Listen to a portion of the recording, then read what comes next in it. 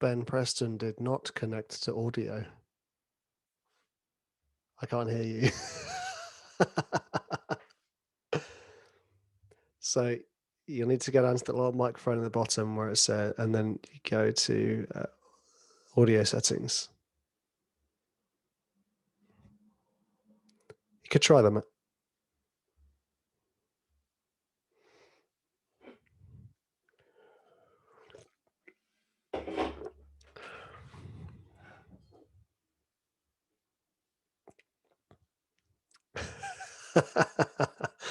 Dude, don't worry. Like, I still have technical issues with this, and I've used this all the time. Don't ask me to share audio because then I'm just gonna spaz out.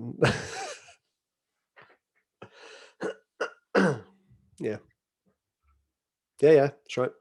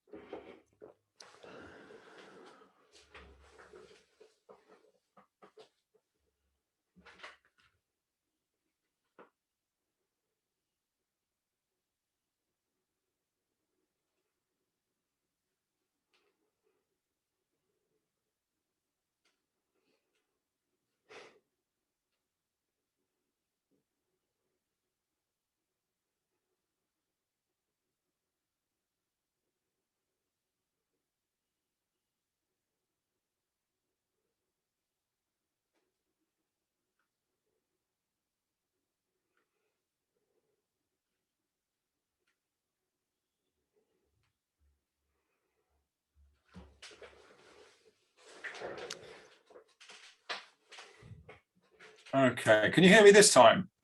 I can hear you, Ben. Well, this is good. This is a start, isn't it? You can't see me. Can't see you. You Oh, will. there we There we go. go. Now I am coming through an iMac, so if you prefer the microphone on the laptop, I could use that instead. So I don't know what's happening here because my sound card's coming up on here and everything. It all looks like all the bars are going up and down. But yeah, it's not playing ball for some reason. So, Um, do yeah, apologize. no, dude, don't worry. The thing is, like, despite all of us, technically, we really should have some firm grasp on audio signals. It's terribly embarrassing, really. But We're, you know, but if there's, I mean, I can't work out what's not hooking up. I mean, I've got an Apogee Symphony here, but it's just, I mean, there's just no. How clear is it to you through this way of speaking? Is it okay, or do you think it might be worth trying the laptop? it's absolutely fine. I'm not, to be honest with you, well, as you probably guessed, I Yeah. don't really care that much. As long as I can make out what you're saying and it's not cutting out, I'm Yeah. fine. Like the amount of podcasts that have been absolute gold, where it's clearly someone on their phone Okay. with bad signal. You don't care Yeah. because just like, yeah, this is great. What they're saying is awesome. Okay, perfect. Well, let's just see if I do get a bit muffled. It's you can ask me to speak up. It's no problem. And Okay. this is here as well. The beer has come out. As has mine. Much more interesting than mine. Wow. Yeah. I only got that because I had a friend around yesterday who was he likes some craft. That's but it's not really craft ales, is it really? But he likes those type A of little bit of the snazzies. crafty stuff. Yeah. Well, Yeah. what is it not your go-to then? Oh no, whatever's my go-to really. Whatever's in the fridge or the cupboard. Okay.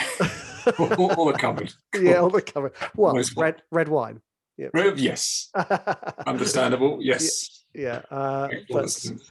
no, the thing is, I think I'm gradually easing myself out of a daily drinking habit. I think. Like, It's become a bit of a trend, hasn't it, during this lockdown it has. craziness. You know, and also the other thing I have been struggling with, and this is going to sound boastful, it's not meant to be. You know, we're taught to celebrate big wins, right? Yes. What happens when you win big quite a lot? You're like, well, it's another night of drinking for me. It's another 3 or 4 trailers in 1 month for you, and yeah. it's a keg. Yeah, it's been yeah. I often don't know that I'm getting them, and then like I said, I'll get a host of invoices. But yes, that's the thing that happens now. It's quite a new thing for me. It's just having, especially being with the same accountant. Obviously now you get you don't know you've got the job. It's just the invoice for this code and this job title, which is I mean it's it's with Elephant. That's what it's been like. It's completely different. Hearing the earlier stages as I have heard before, but yeah, it's an interesting game, this biz. Yeah, it's awesome. It is so rewarding. Yeah. And obviously coming through all the pop and the dance music industries, yeah, it's just so different in so many ways. The whole culture, everything from start to finish, the whole process of everything is so different. But I think once you get going, once you've given it that time of say a year or so, as it is with general library music as well, and then suddenly things start to pop, it's that you realize what it's all about, really. Yeah, absolutely. So, yeah, and the thing is, they've all got their own subtle ways of working that are ever so slightly different. Yeah, because ostensibly trailer music is library music. It's just really, yeah. it just works differently. Yeah. And the same with ad music. Even if you're working through a library writing for ads, it's just they're all so different. But trailer music seems to be the one I enjoy the most. Yeah, same here. Mostly because of the way that you can just kind of write awesome and strange music that kind of combines so many worlds. Yes. Ad music or TV music, you're very kind of like constricted. Yeah. Into a certain. Absolutely, yes. Sound. But yeah. Anyway, so you got the questions. I have. Yes. You are the first of my new podcast. You're the first guest I am Privilege. interviewing. Yeah. Yes, you are, sir. No. It really is. I mean, after listening to your podcast since the first episode, I stumbled across your podcast, the Training Music podcast, on the very. You literally released one episode, and I thought, oh, this is obviously the start of something here. And I thought, I'm sort of stumbling across the internet, thinking, well, I find anything about training music, it's quite a niche territory. There's not many people I know in the business at all, really, on a composer's side. And then, I listened to that first podcast, and it was right in there on a dog walk. I was, and in the pouring rain. I thought, this is great. My anorak around the back of the house, and I'm listening to someone be really enthusiastic about training music and saying it's with all this positive attitude towards everything. And I thought, this is great. Keep going. And I remember messaging you, I think, saying you should definitely do more of these. I'm really enjoying myself. You did, and the nice thing is, I needed that.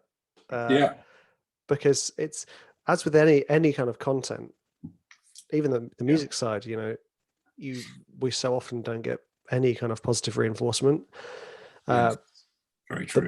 The podcast has blown me away, really. The amount of people who have messaged me to say how much they're enjoying it, compared to even my music. Very rarely people will email me to say, oh, I love your music, because my music's not really the music you sit and listen to, really.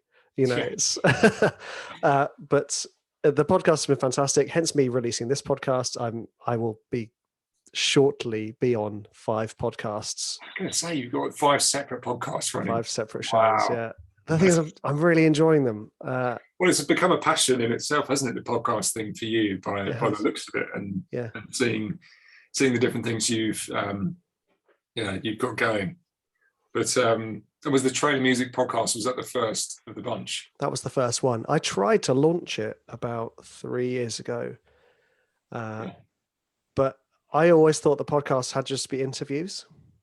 And I tried to launch it, and I reached out to a ton of composers, and no one except Jeff Feynman from Immediate replied. Everyone else just ignored me. And Jeff was like, hells yeah, I'll do that. And I said, I'm sorry, Jeff, I don't think I can do this, because no one else has replied. So he was like, when you do it, hit me up. So that's why Jeff's on the show. But it's awesome. The thing is, it's one of the as you've already said it. It really helped people, and that's pretty much why I'm doing it. I'm not doing it just because I enjoy it. It's really nice to be able to be of service, I suppose. Oh, definitely. And as I say, it was strange to find, I think, because I don't know how I'm trying to think how I came across it. I part of me thinks I actually looked for a training music podcast, and it actually came up with the title. And honestly, I think I stumbled across it after your first one. So it's really surreal. But I think it's been very good. The podcast has been really useful on many levels, because it hasn't just been about, oh yeah, great training music, what's he doing? What are the techniques, and looking for those core obvious things. It was just a kind of a soothing approach, and just it's kind of the way of your life as well, and how you are generally, and how calm you are, and how you conduct yourself, I think, with your attitude psychologically and mentally towards making music, because it can be a very tiring, tedious process of constant self-doubt, as we've all been there time and time again. And it's just that constantly getting those bits of inspiration to help you move along. And I think that's it. Sometimes you just need that, listening to a podcast of yours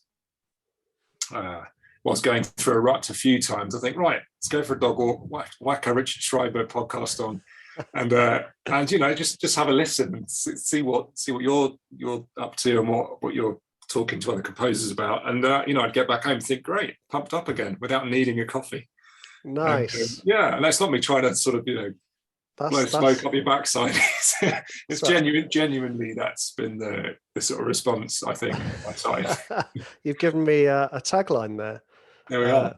When you want to lift up, but you don't want to have a coffee, listen to my show.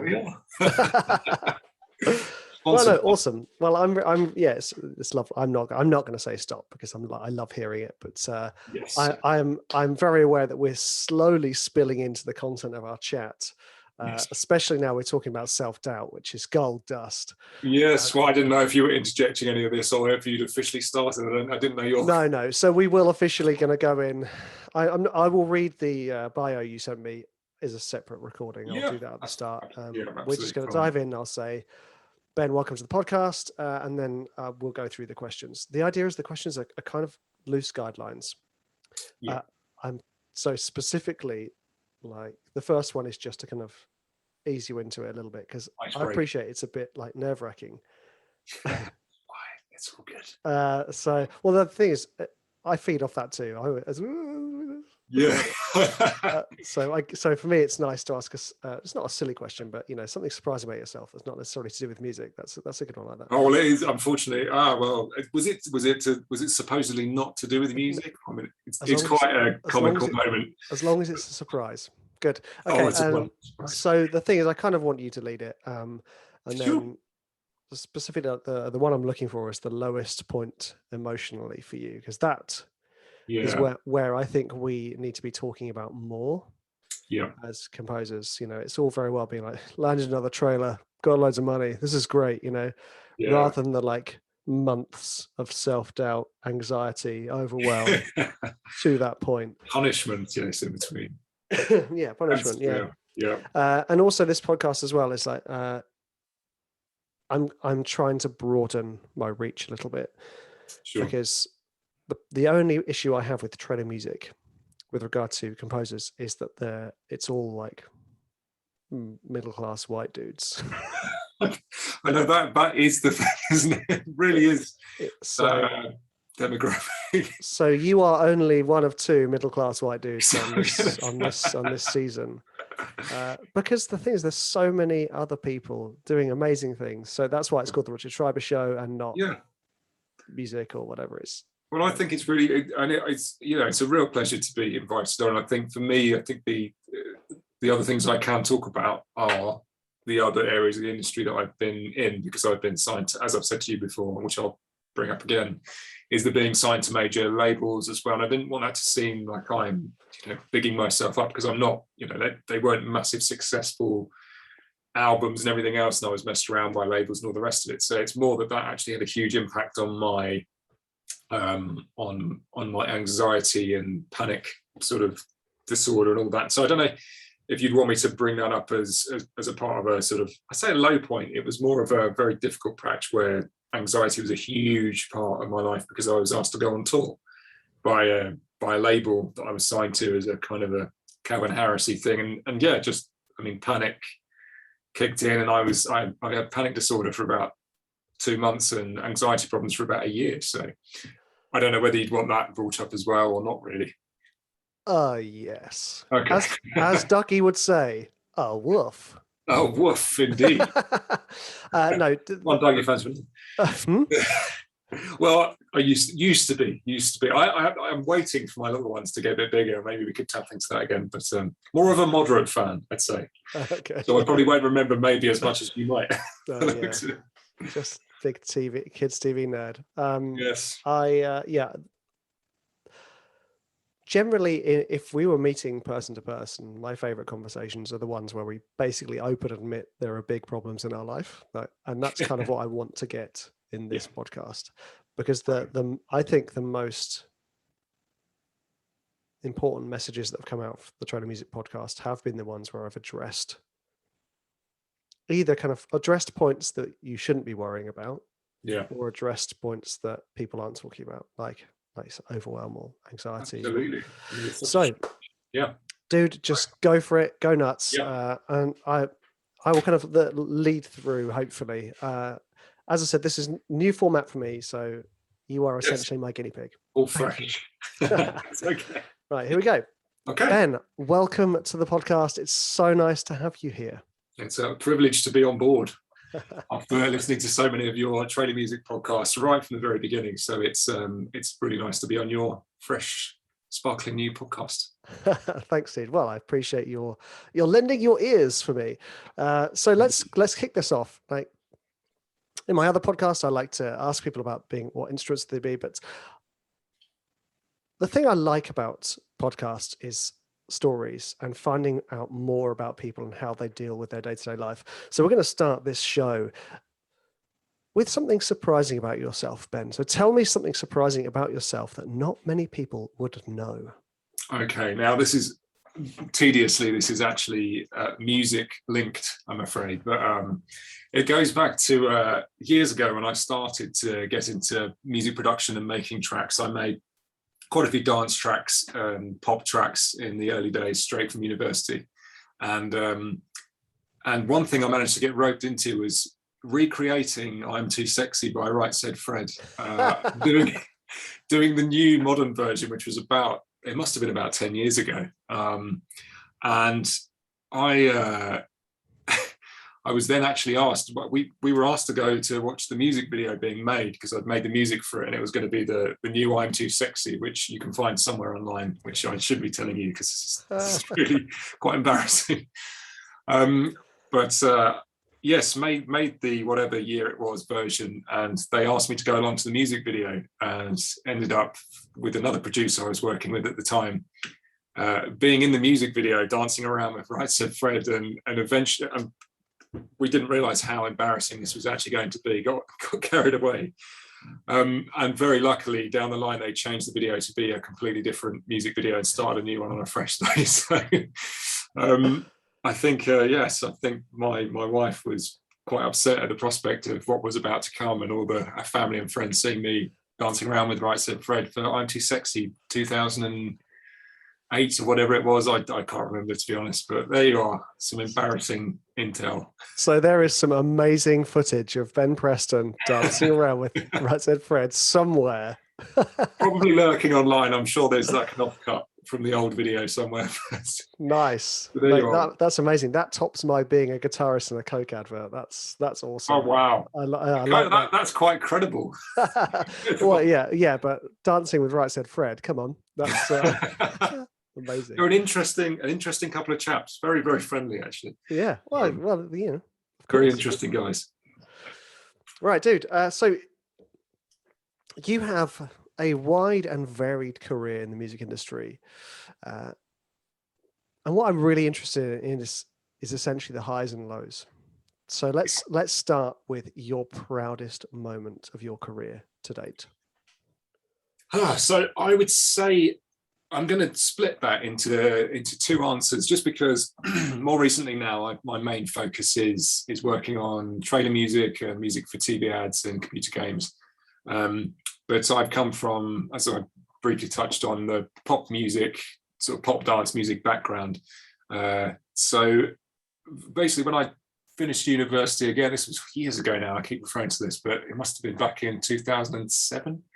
I just decided to put out my own track, and it was just a sort of a dancey track and had a bit of a twist, and self-released it through the platform AWOL, which is a distribution that you can find online and self-release your own music, and put this out there and just didn't really think much of it. Went on my honeymoon, as you do, and whilst on the honeymoon, I think it was the last few days, I looked online. I had about 17 emails from major record labels across the world saying, we want to license this track, and do you want to do this album deal, and would you like a publishing deal? And I was thinking, what on earth is going on? And it turned out, I think it was 3 weeks after it was self-released, on the American iTunes dance charts at the time, getting something in the dance charts on iTunes at this particular year was still quite a big thing. And it was number 5 on the US iTunes dance after it had been out for a little bit. And I hadn't really been looking at it. I thought this track's probably not going to do much. And yes, so it's a bit of a shock to the system. So, I mean, the proud moment there was having this track that was obviously blowing up in America. And I then signed a few separate licensing deals. And then I went on to sign a record deal with Psycho, who at the time had One Direction and Labyrinth were the other 2 artists. So there's and Little Mix. So there was me alongside these other artists to kind of be a kind of a Calvin Harris-y type thing. And yeah, so it was, the knock-on effect was quite a big thing, and I got a publishing deal with Warner Chappell, publisher at the time, and this is all off the back of just the self-release that I sort of really believed in a particular track. So you chucked it didn't out there. you did nothing except for release it. Literally popped it on to AWOL. And it was one of those magic moments of I really did not do much else. I think must have sent it out to a few places, but yeah, just to see the success of that all of a sudden, and for the next few years, that really did set things up very luckily. And yes, so in that part of the industry, I'd say that was one of my proudest moments on that side of it. And on the trailer music side is actually something more recently. Is I had a placement for the Fast and Furious, this new film franchise. It was the final trailer for them a few weeks ago now. So and obviously, I mean, I was overjoyed with that placement, because it's sort of what you dream of when you start in any part of the industry, but certainly with trailers. Trailer music is always something I wanted to do when I was very young and didn't ever find the pathway into trailer music. So to have that was a real happy point to have that achievement. Dude, congratulations. Oh, thank you very much. Well, you never know. It could be another 6 months now with absolutely nothing, but you got to keep trying. Yeah, that's it. I just want to go back to that self-release. So what was the tangible effect of that on your life? Because it all sounds so grand, doesn't it? Sort of getting to number 5 on the US dance charts, signing a publishing deal, signing licensing deals. Like, what was the tangible effect of that on your life? So I mean, it was quite a shock to the system, because I mean, my wife and I had been married a couple of weeks before, and we were about to come back home. And I mean, we got back home, and the first thing we really started to speak about, because I had lots of options on the table, luckily, from this self-release, and there was a lot of talk of live touring, major record deals, multiple album deals, and it was quite impactful. And there was quite a bit of anxiety quite quickly, because you had this everything basically there on a series of emails and just choices to make. And signing in from an album deal to Sony, which was Psycho, Simon Cowell's label on Sony. That was the decision I made, and had an American arm as well. And yeah, I think the impact on life at that point, and then subsequently when I was up and running with that record deal, it actually went very badly for a bit, because they decided to, once I signed all the paperwork, it didn't go badly. I mean, everything was fine, but they decided to change the artist name to something else. I wanted to start from scratch with a new alias, and kind of me to be the vehicle behind it, even though the alias that I had released with had a track doing very, very well and getting good recognition in the US. It was a very strange thing to happen. And I think from that point onwards, actually, the record deal side of things, I think for me, just kind of went downhill a bit. And then they were asking about live touring, and they sent me off to Los Angeles for about 4 or 5 weeks with my manager, who manages me on the dance and pop side. Is a guy called Duncan, who also manages Tom Misch. I don't know if you've heard of Tom Misch. Chap doing very well on the sort of soulful, folky pop scene. Anyway, I'm going off on a bit of a tangent here, but actually going out, being sent away to LA, and then all this talk of me going on tour for sort of 3 or 4 months at a time was quite a shock, and actually caused a huge amount of anxiety. And I experienced panic attacks for the first time as well. Wow. Just because, I mean, it was so overwhelming, just going from being a humble producer in a small studio that I'd set up locally in Guildford, to suddenly all these options and being sent around the world. It was, I like to keep my feet on the ground. I'm quite a country boy at heart. And the thought of just suddenly kind of dropping a lot of stuff and getting out there just after marrying and moving in with my wife, etc. Yeah, it was a weird time. Wow. Very strange. So that's kind of, it's almost like one of those things where people say, be careful what you wish for, because sometimes, you're going to go, yeah, I'm going to release my track. It's going to do really well. Yeah. But there are other things to take into account with that type of stuff, Oh, massively. And it really was that. I mean, I actually felt like that as soon as all these, it was very exciting initially, but I think about 2 weeks after having all the the deals coming in, everything else, I felt I had this sudden feeling like, is this really what I want to do? And I mean, it was. And I from going to university, I studied music production and started making music whilst I was at university with another chap called Nathan. And we actually got a record deal with Gut Records. I don't know if you know of or remember Gut Records. But that's how the Right Said Fred thing came about, because initially, whilst we were at university, we had signed single deals to this label that was a big dance label. And it was off the back of that, really. I got into dance music just by realizing I could make it whilst at university with a friend, and the interest kind of spiraled off, and I started making my own music and releasing that through this platform, and that was it. It was all happened very quickly. Wow. So you got all this fantastic attention from this single. Yeah. You signed to Psycho, Simon Cowell's US dance or US label. Is that right? Well, it was Ultra Music with a US arm. Yeah, there we go. Yeah. No, it's confusing. It's very confusing, but it's all under Sony, the Sony roof. And there was one label looking after the American side and one label, and yes, the UK label were kind of rest of the world and the UK. You signed to one of the big three.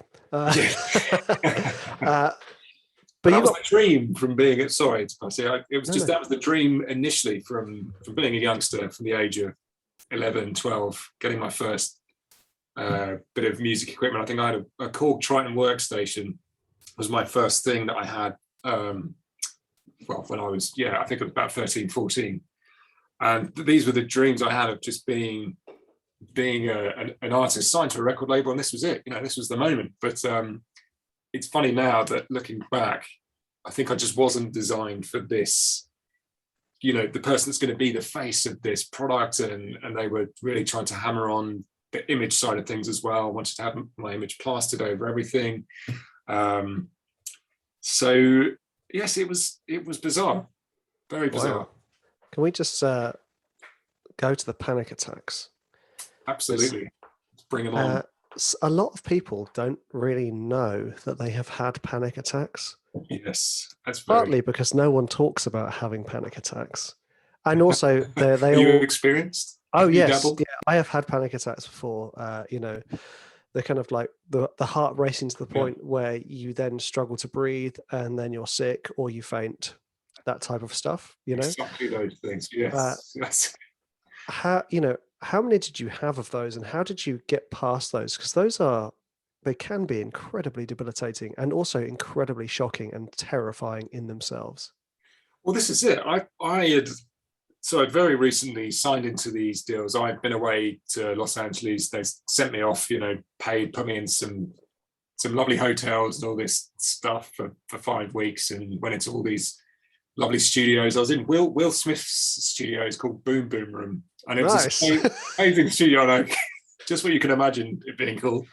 But it was very exciting, and I was there, but it was relentless every single day, long sessions. I just had to come up with an idea every day that I was there. I came with a few ideas, but you're in there with these songwriters who are writing for Coldplay, One Direction, Rihanna.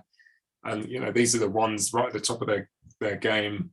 So the pressure, it's a lot of pressure, and you're going in there trying to make music from scratch whilst they're sort of telling you what to do, and with these huge mixing desks, and trying to be in control of everything, creative at the same time, forcing creativity every day. For every single day of the time I was there, I was working every day. There wasn't a gap day.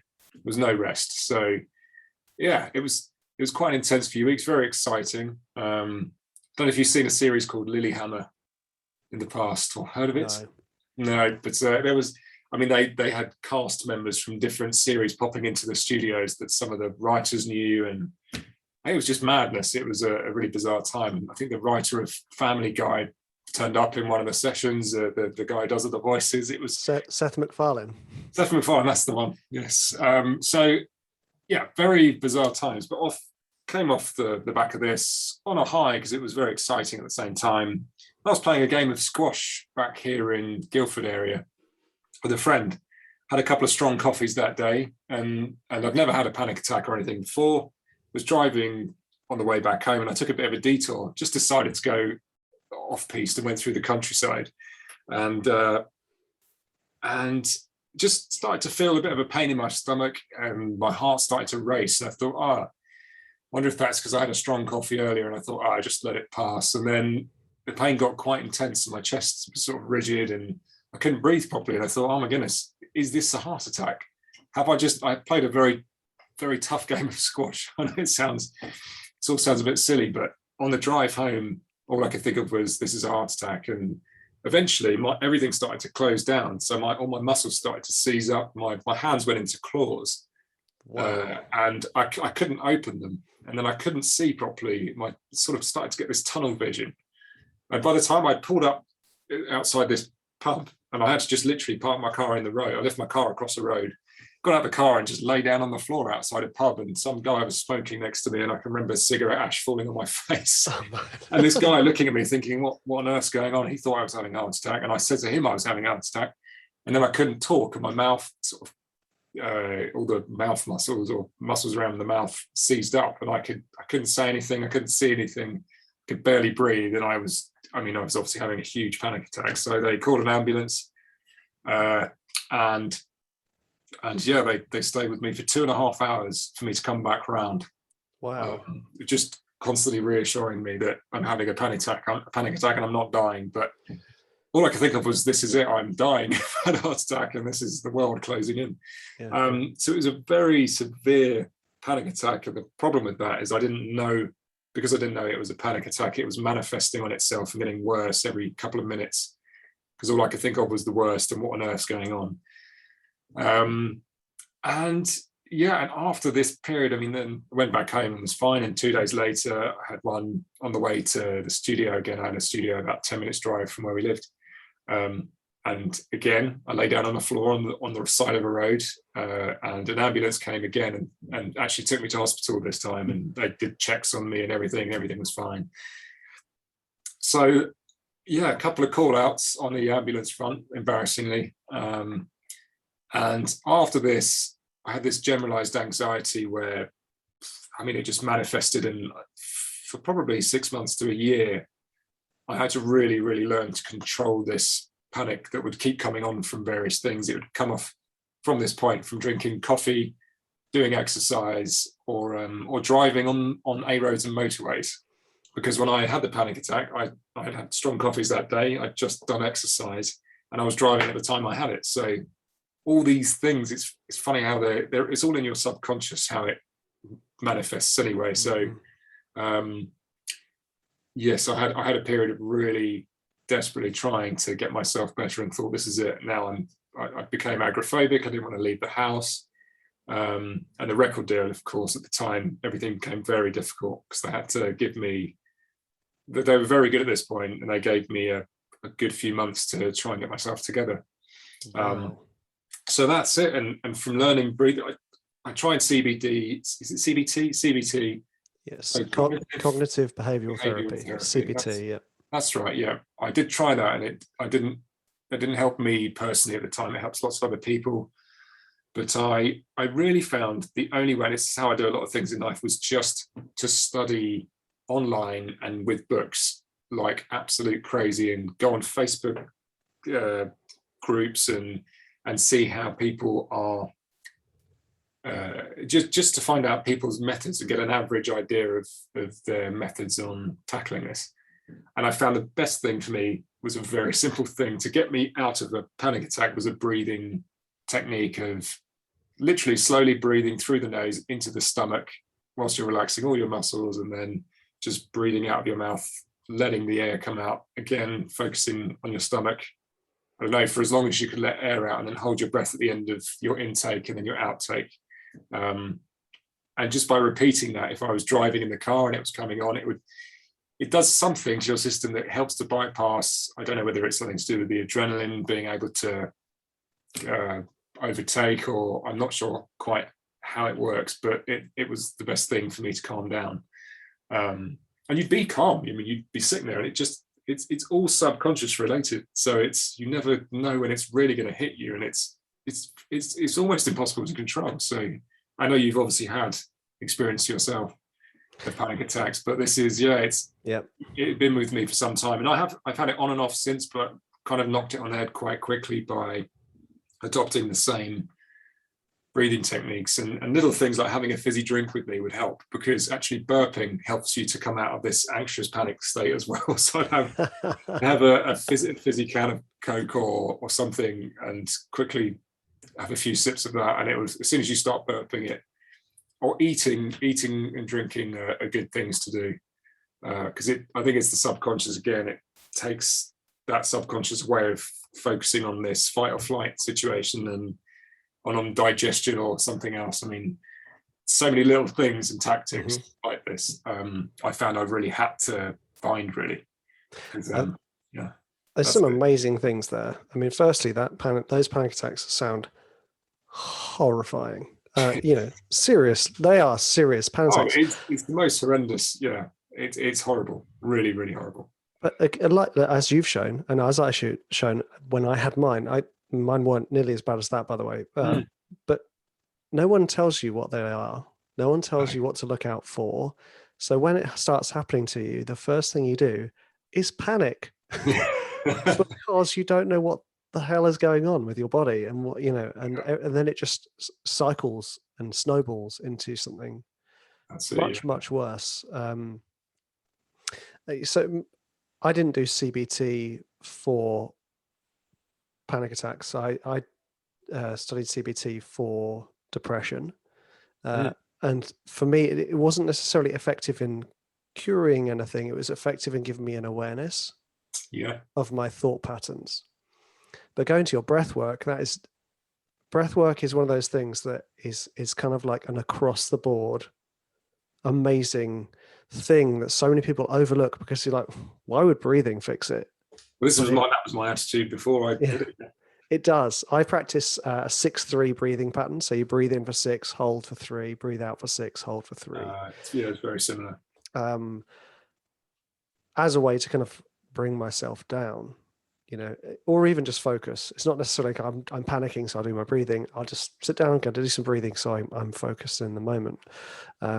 So any of you guys have ever experienced any of this anxiety, like look into breath work. It does really, really help. And what you say about definitely what you say about food and drink. My wife used to teach hypnobirthing, and one of the main things about hypnobirthing is teaching people to understand that your brain doesn't know the difference between a real or imagined thought. So as in a real thing happening to your body or a thought. Your body will still produce the same chemicals if you think about a stressful situation. So what's happening is, you get into this situation where you're stressing and everything, and your body starts producing all the stress hormones, and it starts reacting to that stressful situation. But the eating was obviously kind of taking the brain's attention away from that stress creating thought. That's it, exactly. Oh, dude! Arm yourself with a pack of biscuits and a can of Sprite.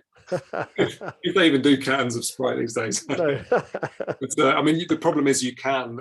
The frustrating thing is it's the blessing and the curse. But alcohol, especially beer, because a lager, because it's fizzy, that can be a very good combination, because you would relax a little bit whilst the bubbles are giving you that burping situation, which helps you out of this sort of state.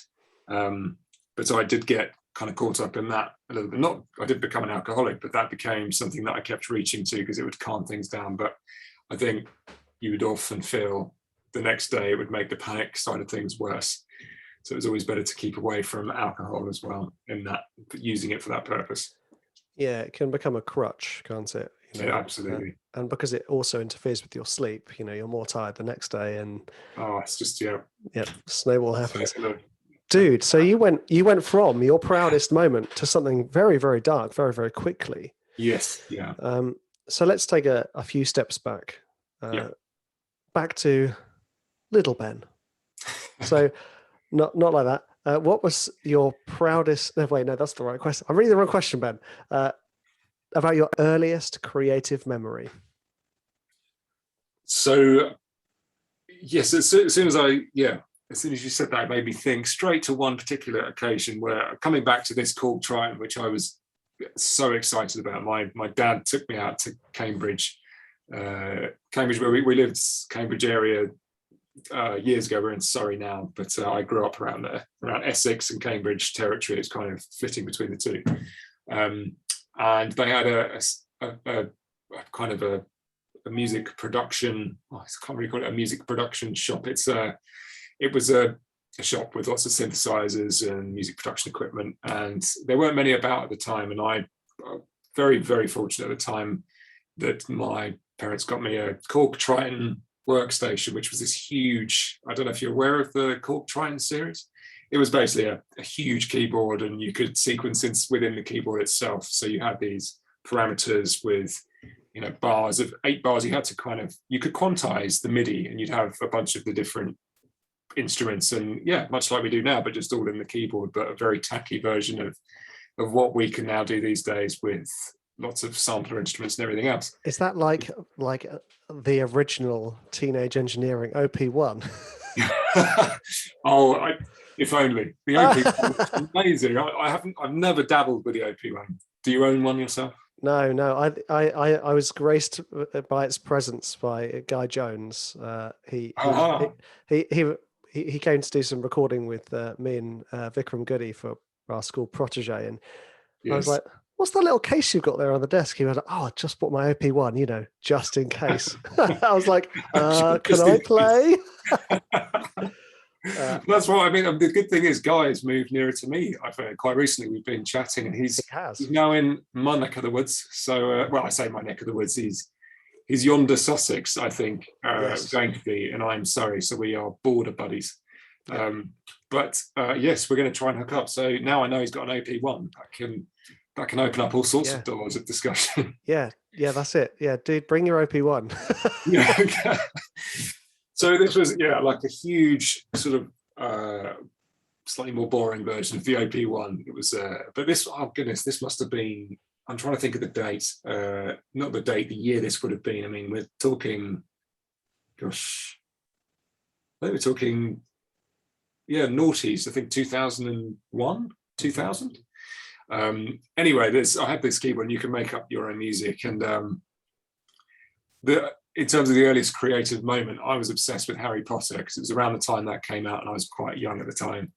And I became obsessed with John Williams and the music. And I mean, if I told my friends at school this when I think I was 13, 14, I would have been bullied probably and head down the toilet territory. So I kept this whole life to myself about making music in my bedroom. And at the time, everyone else, all my other friends were into football and sports and girls and everything else. It was that territory at secondary school.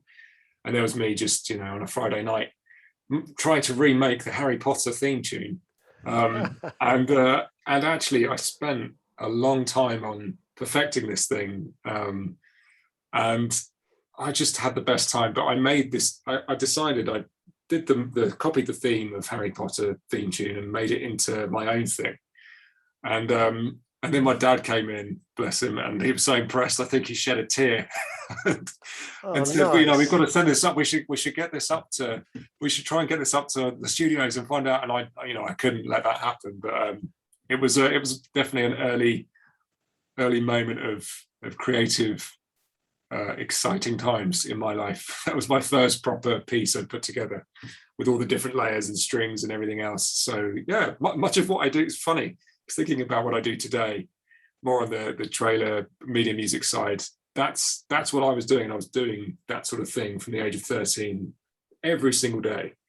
And that's kind of how the sequencing and composing started, really. I mean, I came from a classical background, playing piano, saxophone, and eventually drums as well. But this was, the first kind of doing everything in the box. See, I'm glad you said that you had some kind of classical background, because if you hadn't have said that, you would have been some kind of boy genius who has got this sort of awkward, clunky, naughties workstation.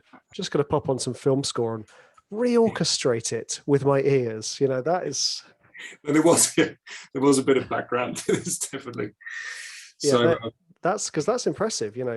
Well, firstly, John Williams is an absolutely amazing orchestrator, and I And mean, it's not easy listening with regard to active listening, is it?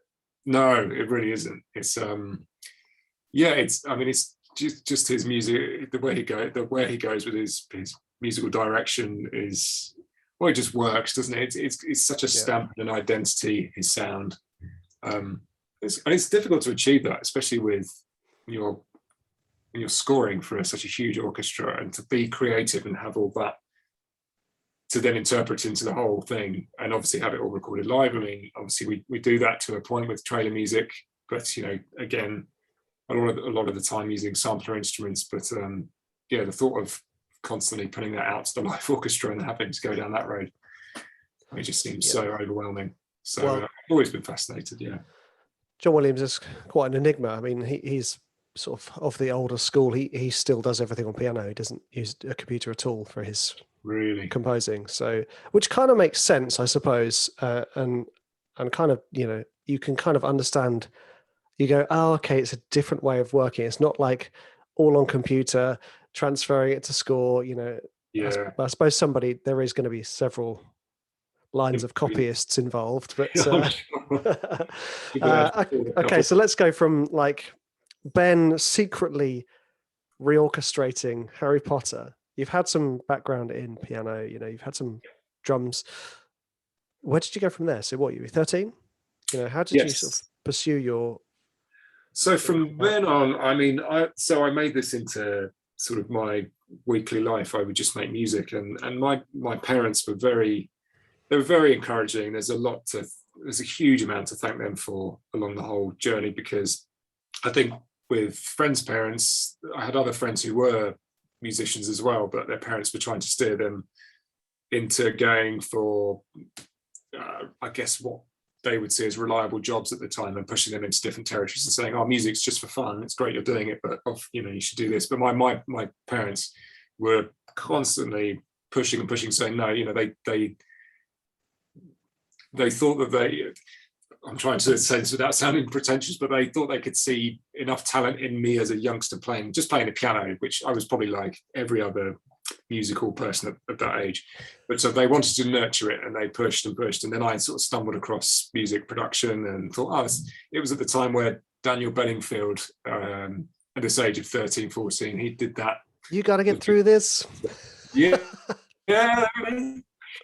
You know exactly all the little beatboxy bits, and I was obsessed with this whole thing of doing it in your bedroom, and this guy's made this song and it's become a number one. And so it was that time of this change of being able to make a whole track yourself. So I, from then on, just kept learning, eventually got a secondhand Mac, and then started to use, I think I started with GarageBand actually, and then onto Logic eventually. And just, you know, from the age of 13, I got up to sixth form. And at the time, there were a very, very small number of sixth form colleges in the country back in 2003, I think it was, that had music production as an A-level. Because I was at a different school in the A-levels. I mean, most schools didn't have this as an A-level. So I moved schools for sixth form and went to a place called Hills Road in Cambridge, who had a music production A-level course, and it was brilliant. It just carried, they had Cubase, and I was used to Reason and Logic that I'd sort of gotten myself along the way. And it was 2 years of being able to do music production as a subject, which was, I mean, I was like a kid in a sweet shop. It was the best thing ever. So I did music as another subject as well. So I had the music and music production. So I had the kind of classical side going on, studying all that part of it, and then production, and met some really interesting people along the way. And by the time I got through the sixth form, I had a friend from sixth form told me about this college in Guildford, which is kind of a music production college where you can get, instead of doing a diploma, you can do a diploma course there, iDiploma as well. But it did a BA degree course as well for music production. Similar situation, because it was a fairly recent thing, this music production being an education thing. Was Was this the ACM? It was the ACM, yes, in Guildford, the Academy of Contemporary Music. We are fellow graduates then. You're joking. Which ACM? Yeah, I went to the ACM to study guitar. Oh my goodness, how have we not spoken? That's mad. That's amazing. I never realised you went to ACM. Yeah, 2002, I think. Wow. So we missed each other by 3. Well, I was there 3 years later. Well, there we go. Small world. But again, I was there with Newton Faulkner. Oh, you were that year, because I always wondered what year he was, because I think then Ed Sheeran was there either probably in between us again, I think, or something, or maybe a year later, I don't know. But I think this was the thing, is I'd heard of a few names that had been to the college, and they had this. It was very funky, wasn't it? The building. It was. Oh yes. Lots of colours, and when you go there, I mean, when I went to look around, it was such a no-brainer compared to some of the more traditional music production courses you could do. You're probably familiar with the Tongmeister course have you heard of in Surrey University? Yep. Which was obviously, it's Guildford as well. So there were these two very different styles of course, but I think for me, because they did a lot more about production all within one unit, at ACM, that's why I decided to go that route, because they were taking a real contemporary stance on production as opposed to just sticking to mixing and big mixing desks and everything. They were doing all the stuff I was already doing from the age of 12, 13. So yes. The ACM was kind of an enigma at that time. The BIM institutes hadn't really established themselves yet. And I think it was just the ACM in Guildford. So for those listeners who aren't based in the UK, I don't know whether this advert goes globally, but there's this beer, it's Carlsberg, isn't it? And their advertising campaign in the UK, I don't know whether it's global or anything, but it's basically like, if Carlsberg did this. So it's like, I use that all the time as well, that phrase. If Carlsberg did holidays, and the holidays are all like so easy and amazing and cool, and the ACM at that time was kind of like if Carlsberg did a music production school. You'd walk in, it had cool music, it was all dark, there was like metal everywhere with like neon lights and strip lights, and it just looked like a music video. So you'd walk in and you're like, if Carlsberg did music production courses, this would be the place. Admittedly, other places have cotton onto this, and maybe I wouldn't be so swayed by lighting these days, but that was it. I think it was probably 90% lighting that got me into that place, that drew me in. Yeah. So it's really interesting you went to the same place, but it was great. There was a great tutor there. Did you have Anthony Greaves yourself when you were there? He was a head of production, but he was probably there whilst you were there. But you did the guitar course. Yeah. Correct? So as you know about guitarists, we're all massive egotists who are incredibly self-involved. So any names outside of the guitar group, I was just like, I don't even care. So yeah, I think it was like that in the music production course as well. We kept very insular. So that was it. I think the good thing about the course there, it was a BA degree, honours degree, but it was 2 years. They condensed it into a 2-year degree, so it was the best of all worlds, because you be out of university quickly with your degree, but then try and get out into industry quicker. And they had a business development centre there, which is how the Gut Records thing came about when I was making dance music at ACM. And that's how all the record label stuff started to kick off. And actually, I forgot to mention as well, which is, again, it's not me trying to blow my trumpet and sound like an arrogant arse, but I started off by doing trance music, because I was doing dance music, but before I did the more poppy stuff, I did a lot of trance music for Armin van Buuren and Tiesto, the two big trancey names. Wow. I did a lot of stuff for their record labels when I was just left university, and that became something I was doing. Just every track I'd send to them and they would pay a particular fee, and I could kind of do this every week. I was choosing a different record label, and then I came up with a different pseudonym, so I wasn't saturating one name, so I could make more money. So it was kind of like, Ben Preston here, and then I had Second Left with some other alias, and spinning them all off each other. But I did this for a little while and then worked with another producer and kind of came up with this concept. Why don't we make a trancey pop track? And it became this this song. We had a singer on it. It was his wife was a singer as well. And then Roll Deep, the artist Roll Deep got involved with it. And then they did a load of rapping vocals on this. And it became this thing which was like a trance pop thing. And it was this new thing. And it became a #1 hit in the UK for 3 weeks. So wow. not to mention that, but yeah. What was it called? Gonna have to put a link to this in the show notes. Roll Deep, Good Times. And now listening back to it, it makes me cry with how awful the production sounds.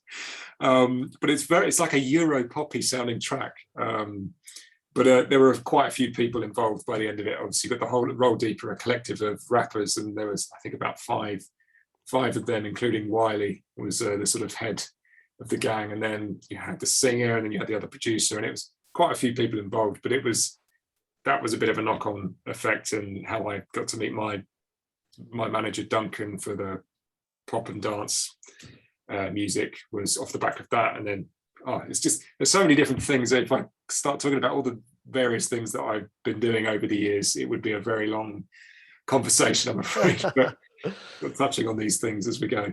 Well, the nice thing is we've kind of got ourselves up to speed with your proudest moment. Yes. So now we get how you're able to produce a piece of music, upload it, and okay, so we got there, right? And we've had your earliest memory with the Korg. Now, we may have heard this already, but I mean, there may be a lower point. But can you talk to us about when you have been at your lowest emotionally? I can, because I'd say definitely the last year and a half. I mean, obviously for most people, has obviously been probably the toughest time for a lot of people that they've ever had to go through. Yep. With the pandemic and the shutting down of work and family, not being able to see family and illness and everything else. But I've definitely hit a low point, and it's a mixture of health and stage of life really for us, and work. I mean, this was me sort of transitioning into getting into the trader world, but work in the sort of pop dance area as well dried up at the time the pandemic hit. So so I'm throwing a lot of things at you there. I'm trying to think of how to start it. But right at the beginning of the pandemic, about a month beforehand, we had a baby, which was interesting timing to bring a little one into the world. So, I mean, that's stressful enough in itself when we've got a toddler as well. So we had a 2.5-year-old that's full of, great banter. I mean, she was lovely, but it's an interesting age. And then this little one came along, and then a month and a half later, this pandemic hit. So we're sort of locked down. Luckily, I put this studio in my garden in the November before, so it was at the best time possible. So I could work from home, but basically all work had basically dried up. A lot of the regular remix work and music production work I was doing for major labels, everything just sort of shut down. And with a new one, we've moved house fairly recently as well. So all the sort of overheads of mortgage, new baby, kids, childcare, it threw us into a bit of disarray. And then a few months later, it seems like I have had COVID basically, and subsequently long COVID, which is been incredibly debilitating. This is all whilst getting into the trailer music world. So work shut down. I decided to focus all of my time in making lots and lots of music for trailer publishers, and yes, it was a very bizarre time of obviously doing a lot of this work, but that was all going into the system at the time. And it was very quiet spell for months on end. So I'd have to find various production jobs here and there that did pop themselves up eventually, and doing albums for library companies as well that would pay per track as well. So that was a nice bit of extra income that I was lucky to find. I think the health side of things, and I'm still struggling with it now to a point, but it's definitely a lot better. But the long COVID side of things, I mean, I'd walk the dog for I don't know, 5-10 minutes, then have to go to bed for about 3 or 4 hours. So it had such an effect on energy for quite some time, and then I couldn't breathe properly. So I was in here trying to make music for, I must have been 3 or 4 months. So I'd just be really trying to breathe properly every day, and had to stand up and go outside. And then I had various tests. I had tests on my lungs, scans, camera down the throat, lots of reflux problems. Wow. It's very interesting for all you listeners to hear all my ailments over the year. But having a camera down your throat is quite interesting. I mean, it's that sort of thing in life. I always thought, right, that's the one thing I want to avoid my whole life, is having a camera down my throat when I'm awake. But actually, I wouldn't knock it. It's until you try it. It wasn't as bad as I thought. I mean, it happened so quickly. It's fine. But now I've been poked and prodded so many times.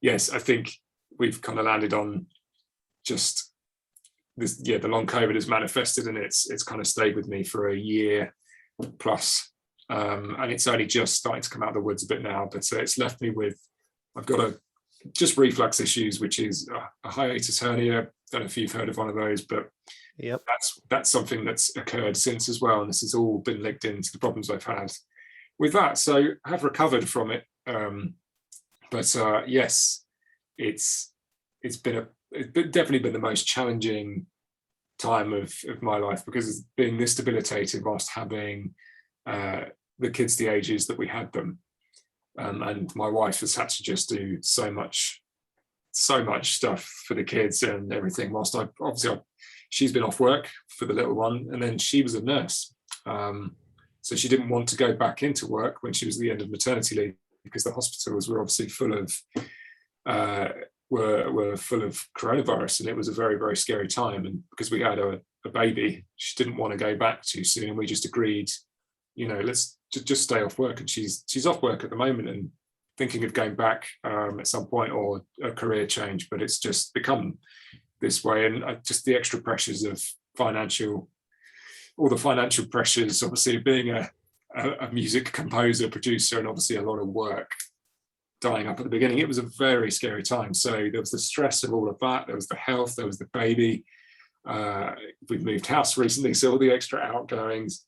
So I'm not meaning to be woe is me, because I know lots of listeners and lots and lots of people, well, millions of people have been going through much, much worse than this, and this is trivial in comparison. But as a person who has experienced, it's been pretty frightening times. But fortunately, after putting a lot of music into out there into various publishers, and trying lots of things out, and just putting a lot of music out there, really, it started to pay off towards the end of last year.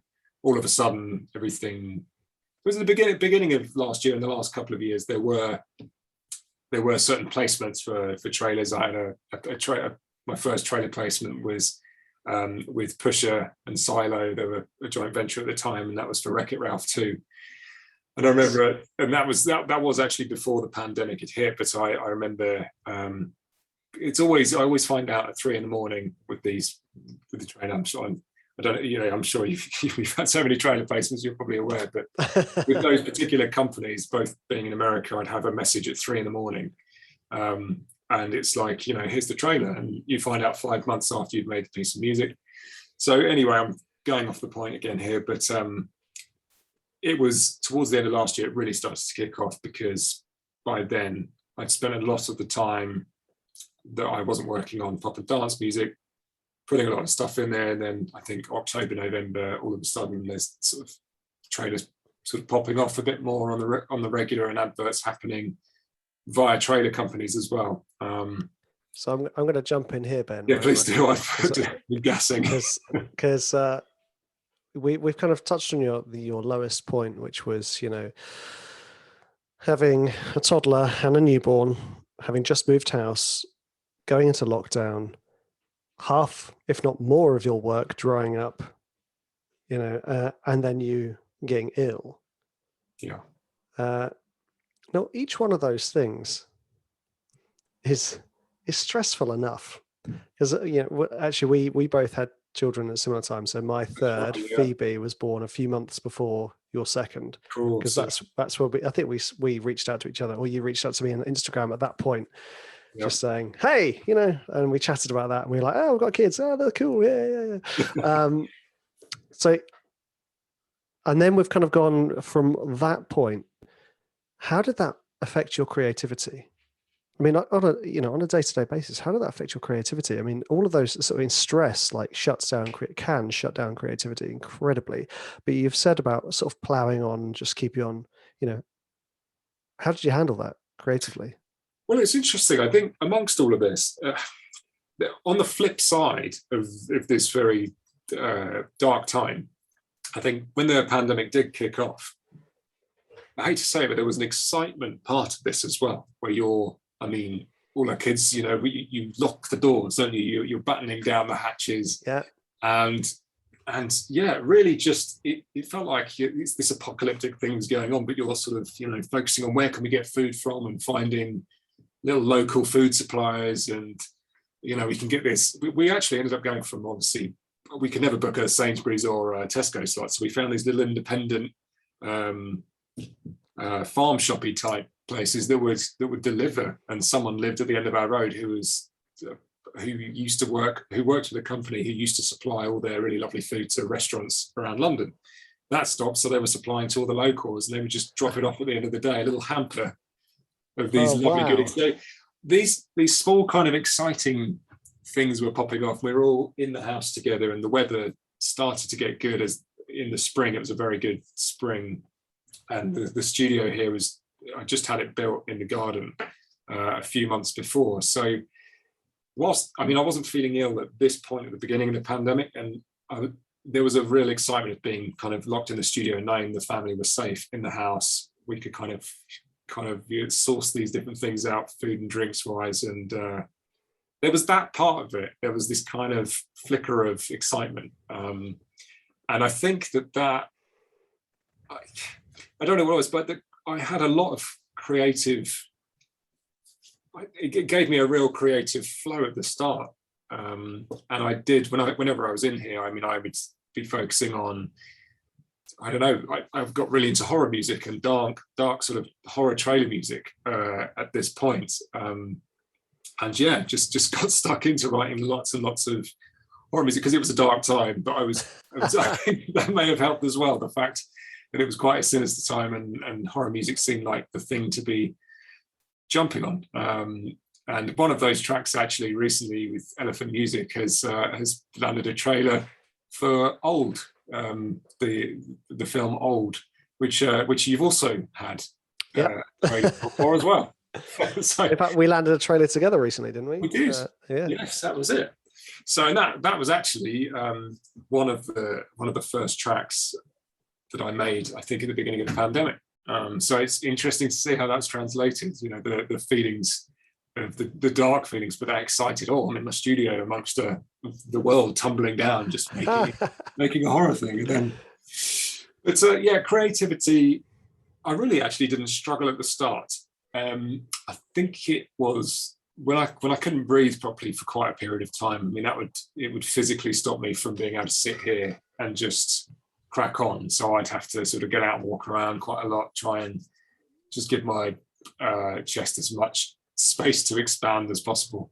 Yep. So yeah, along the way it was mixed creativity, but I think it did help creativity in a big way as well. And I think by listening to your podcast, that's what I started to do at the beginning of lockdown.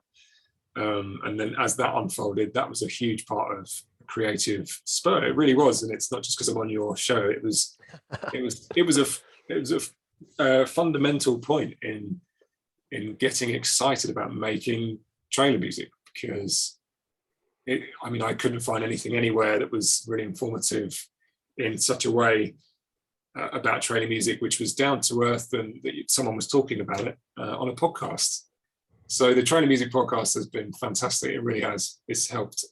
It definitely helped kick me into gear many times during this pandemic. Well, thank you. And I didn't pay him to say that, by the way. No, really did. But I was there from the very first one you made. I was there listening right from the beginning, because I stumbled across your first episode just as you started accidentally. And that's how I found out about yourself.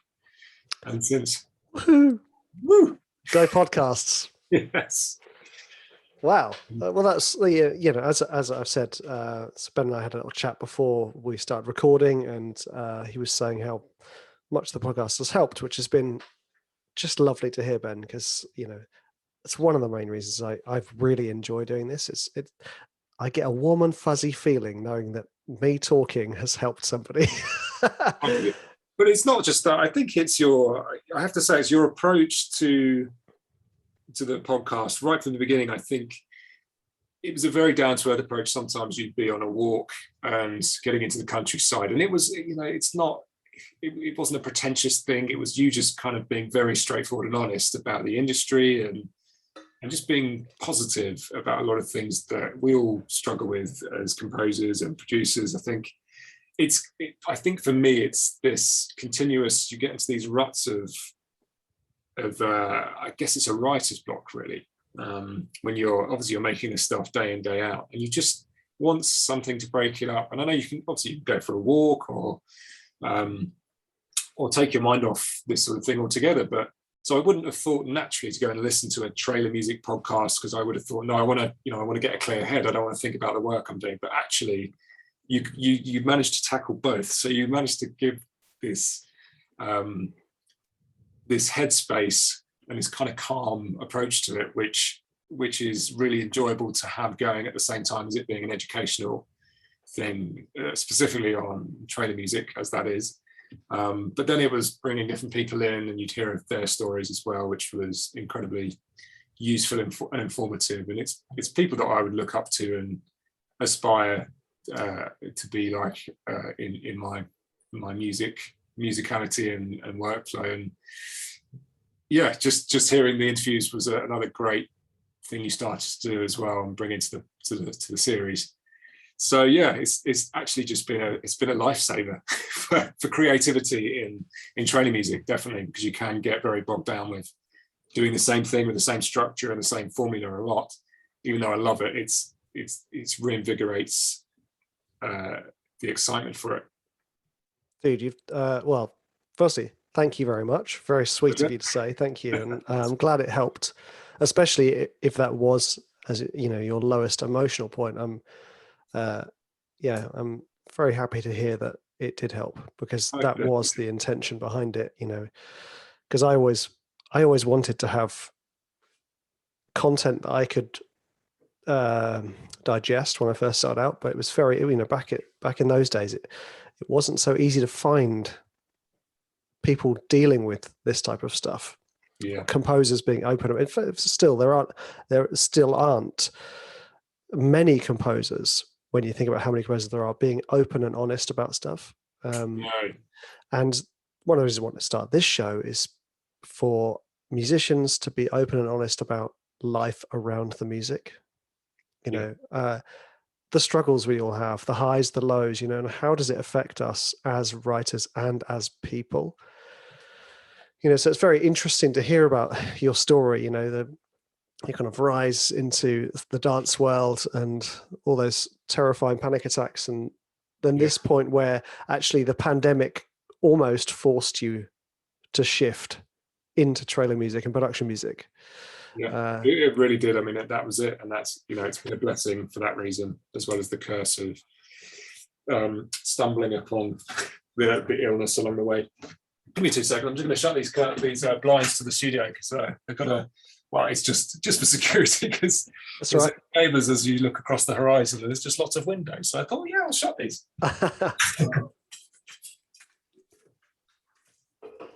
It's a safe area. This is just me being completely unreasonable. Worrying too much, Ben. Yes, it all comes straight into the world of panic. Yes. Right, so let's talk about you now. Sure. One of my favorite things when I was sort of in my 20s, my wife and I used to get the papers. At that point in our lives, we were under this kind of idea that we needed to educate ourselves about the world, which, now looking back at it, I'm like, what a waste of time.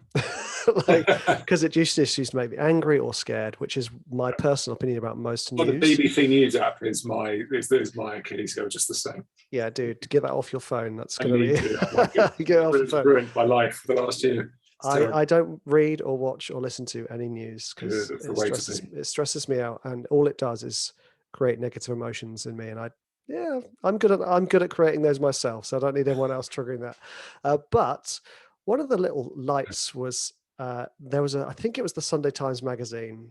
One of the new Sunday magazines had like this little magazine in it, which at the back of it was interviews with people, writers, chefs, TV show presenters, or you name it, actors, Yep. all manner of famous people. And it was basically them walking you through a typical day. And it always fascinated me. I love hearing about people's day and how people live their day-to-day life.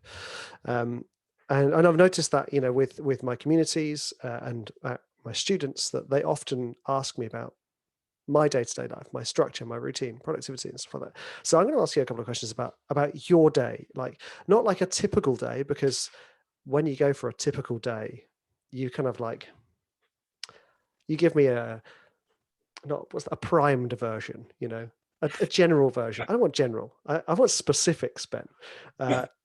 So here, let me just specific day. Let me just go grab my pad. I should have typed these onto the computer because I can't see anything. It's quite dark in here.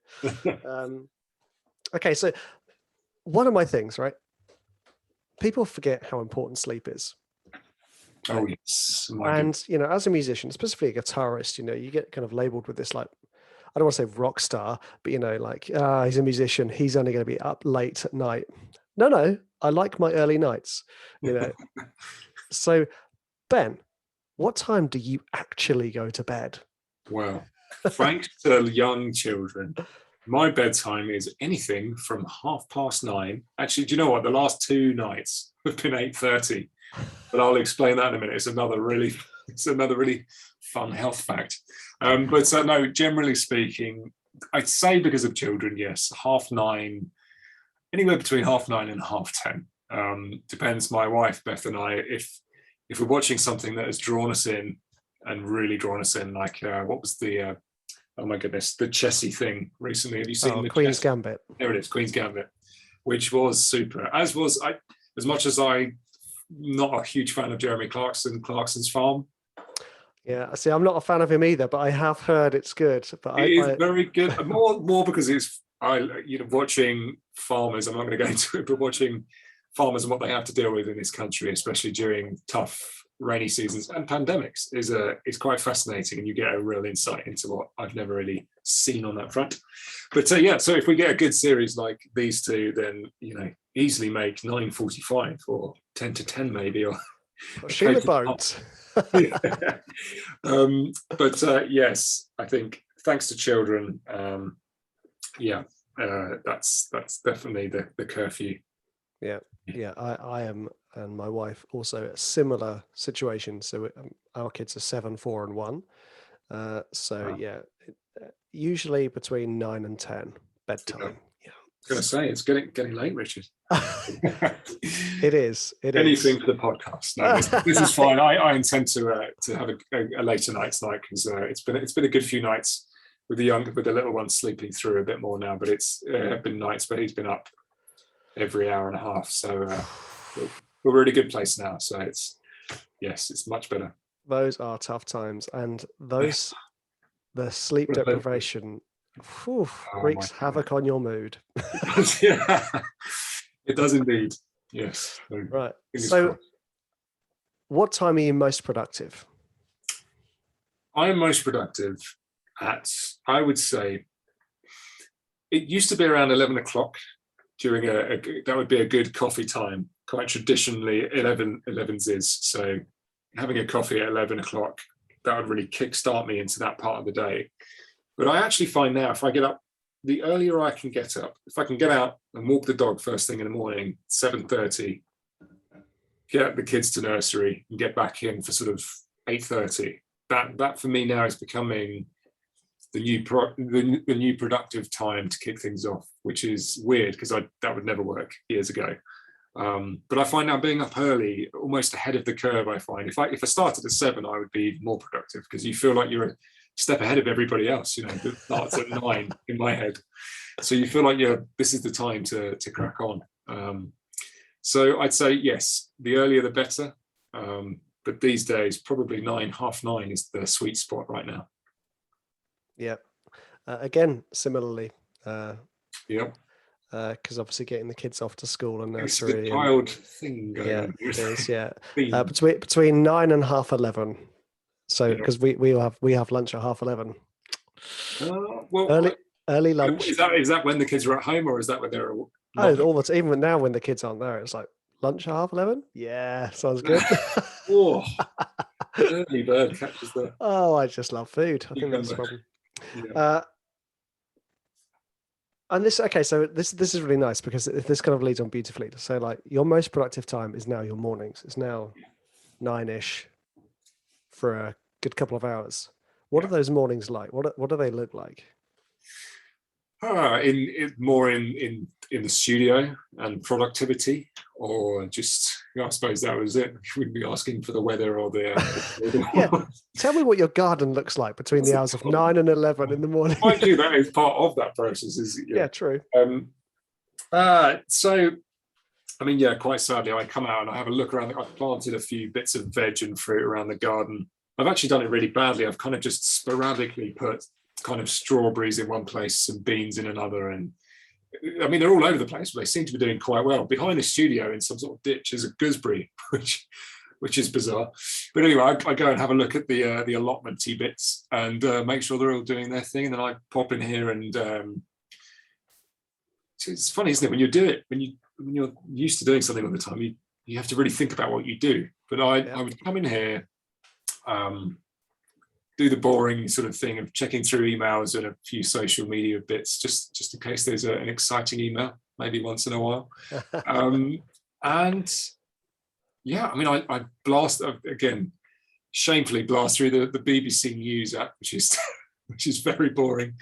Look at the weather, what it's going to do, and then I will look at a bunch of trailers. Actually, just kind of search a few trailery bits online and see what's happening, probably once or twice a week, and then make sure I've got a good snack and a coffee ready to go, really. And as soon as that coffee's down, it's all systems go. I mean, there's a whiteboard over here. Not that I don't know if it's probably not going to be visual, is it? For the I shall describe. Ben has walked over and grabbed a whiteboard, which I can't see anything on because of the light. Hold on. I'll bring it a bit closer. There we go. Oh yes, that's a massive to-do list. So you can see this. This is what I hidden from the screen just because it's an eyesore. Yes, but it's an essential eyesore. I'm not so sure. Well, yes. I mean, I am obsessed with having things written down next to me. I've actually found this. I should have meant that's good to mention actually, because by doing lots of tick boxes next to things that I either want to try and achieve, or I'm in the process of doing, or sometimes I get wind of a track that is being cut to picture, and I'll even put those in a list, even though that's the worst thing you can do sometimes. I'll put, if it's being cut, if I've gotten wind, luckily, that you've had a stem request for a particular trailer, of which there's probably umpteen stem requests from other composers, as we know. I would still put it there in a list and just think a little question mark next to the tick box, and just think, just put it there. Just keeps you happy. If I've had a stem request, in my mind, it's a result for me in itself that someone's been excited enough about the music that they've wanted to request the stem. So that helps, I think, again, hearing those things. And sometimes publishers really don't want to disclose that information, but I think it actually does help, even though you can have the letdown of not getting the job.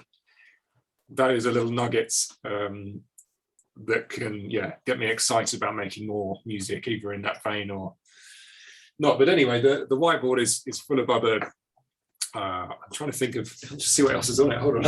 Are they themed because there were columns? There are, yes. I mean, you've got a couple of publishers. It's kind of some jobs that have happened and jobs to invoice for, and then you've got jobs that you hope that you'd get one day, or just things to aim for. Really, there's a list of things to aim for, style-wise, and albums to work on. And yeah, if I'm doing an album, it's just ticking off a track each time, and it's very, very boring. It's a bit of a messy pile of No. This stuff isn't boring. This is the stuff we all do every day. That's what I want to hear about, because it's interesting because I like earlier on in my career, I liked to know when people told me when I was getting a STEM request. Yeah. For the exact same reason, it gave me the G up. Rich, you're doing something right. Someone actually liked what you did. And there's potential for more. Yeah. So same thing. If you go, oh, they like that track, let's do more of those. Yeah. And then at one point I must have gone through a spat of not winning.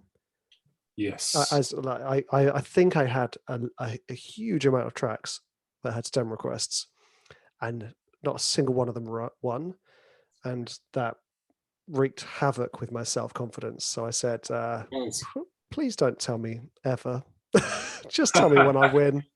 And we've all, I mean, definitely, and that is where I have been, and yeah, I mean, I've hit exactly that same point of hearing so many STEM requests, because I've asked the question to the publisher. I've said, can you tell me if anything's going on? It's kind of that every 6-week thing. I kind of think, okay, I'm kind of going around a circle in the room thinking, is anything going to happen? It's been a few months. I'm not really earning anything. Is something going to? Yes. Are we going to find something happening? And then all of a sudden, it tends to be that something will happen. Or, I mean, I've found that just keep putting the stuff in, and try and make it the best music you can. But I mean, it's a real balance, isn't it? Of consistent. What am I trying to say? Oh goodness, quantity over quality. And I know that's been mentioned, and I think you've mentioned it on the podcast in the early few podcasts that you had. And it is a real balance, isn't there? I mean, there's this just trying to get as much stuff out there as you can, but I don't know, it's trying to keep the quality. And the ones that it's always the ones that I've literally just done in a couple of hours and just kind of chucked off and thought this is rubbish. They're the ones that find the homes, and I still can't understand that. But yeah, it's funny how that happens. See, I like to think of it like when you stop worrying when you're working on a track, you stop putting that worrying energy into your music. So in those tracks where you spend literally just a couple of hours and you're just in the zone, you're not necessarily criticizing yourself. You're just producing music. You're just, yes, done. There's just a positive flow going into the track. That's it. Yeah. And when you've spent hours and hours and hours, you think about how many times you'll listen to that going, no, that bass is rubbish. It's not right. It's not right. It's not right. You're just putting that into the track. I've done exactly that today. Yes. And the feeling, oh my goodness.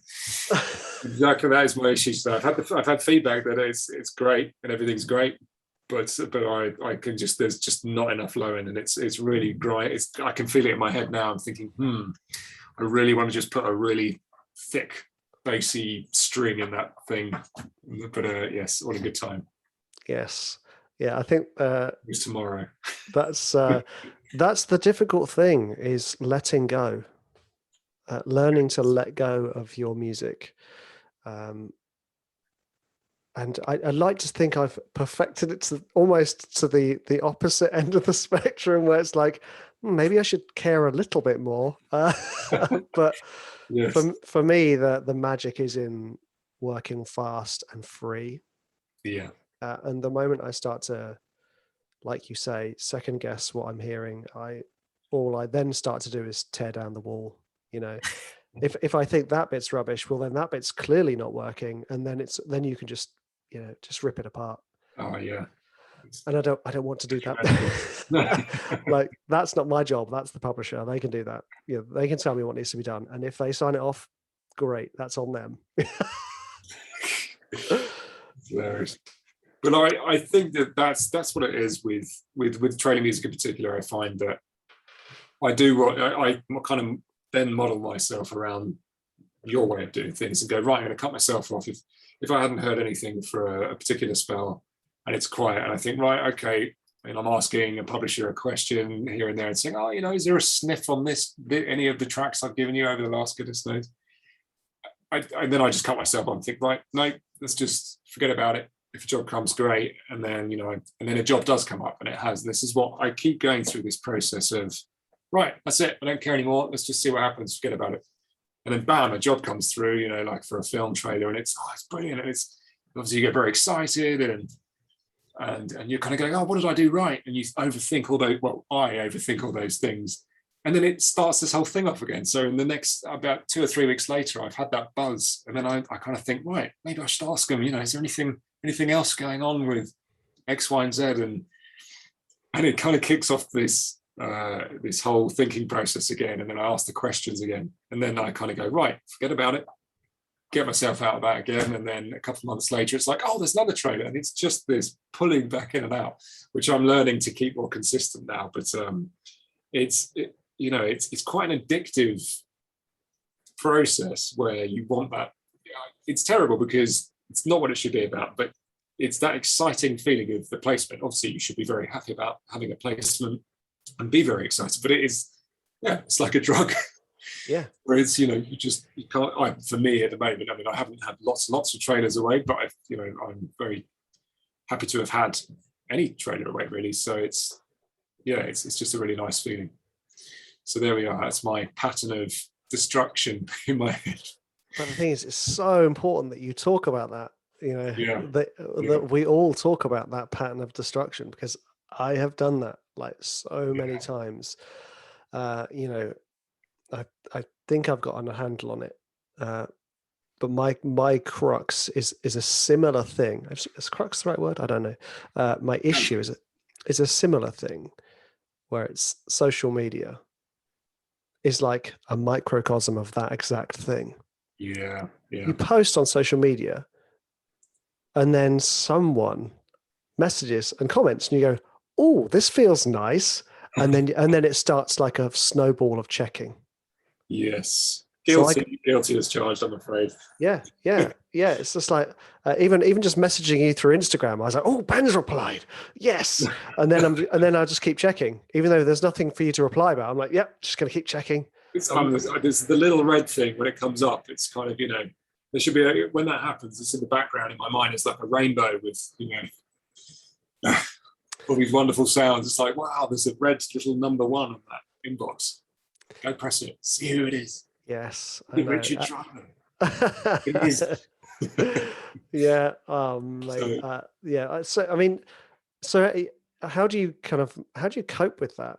Is it just a case of like just forcing yourself not to contact the publisher? And yeah, I think it really is a self. I mean, by the time the publisher, I think really the publisher say to me, I speak often with Silo, who have been great, and somebody I speak to at Silo is just always saying to me every single time, just don't do this.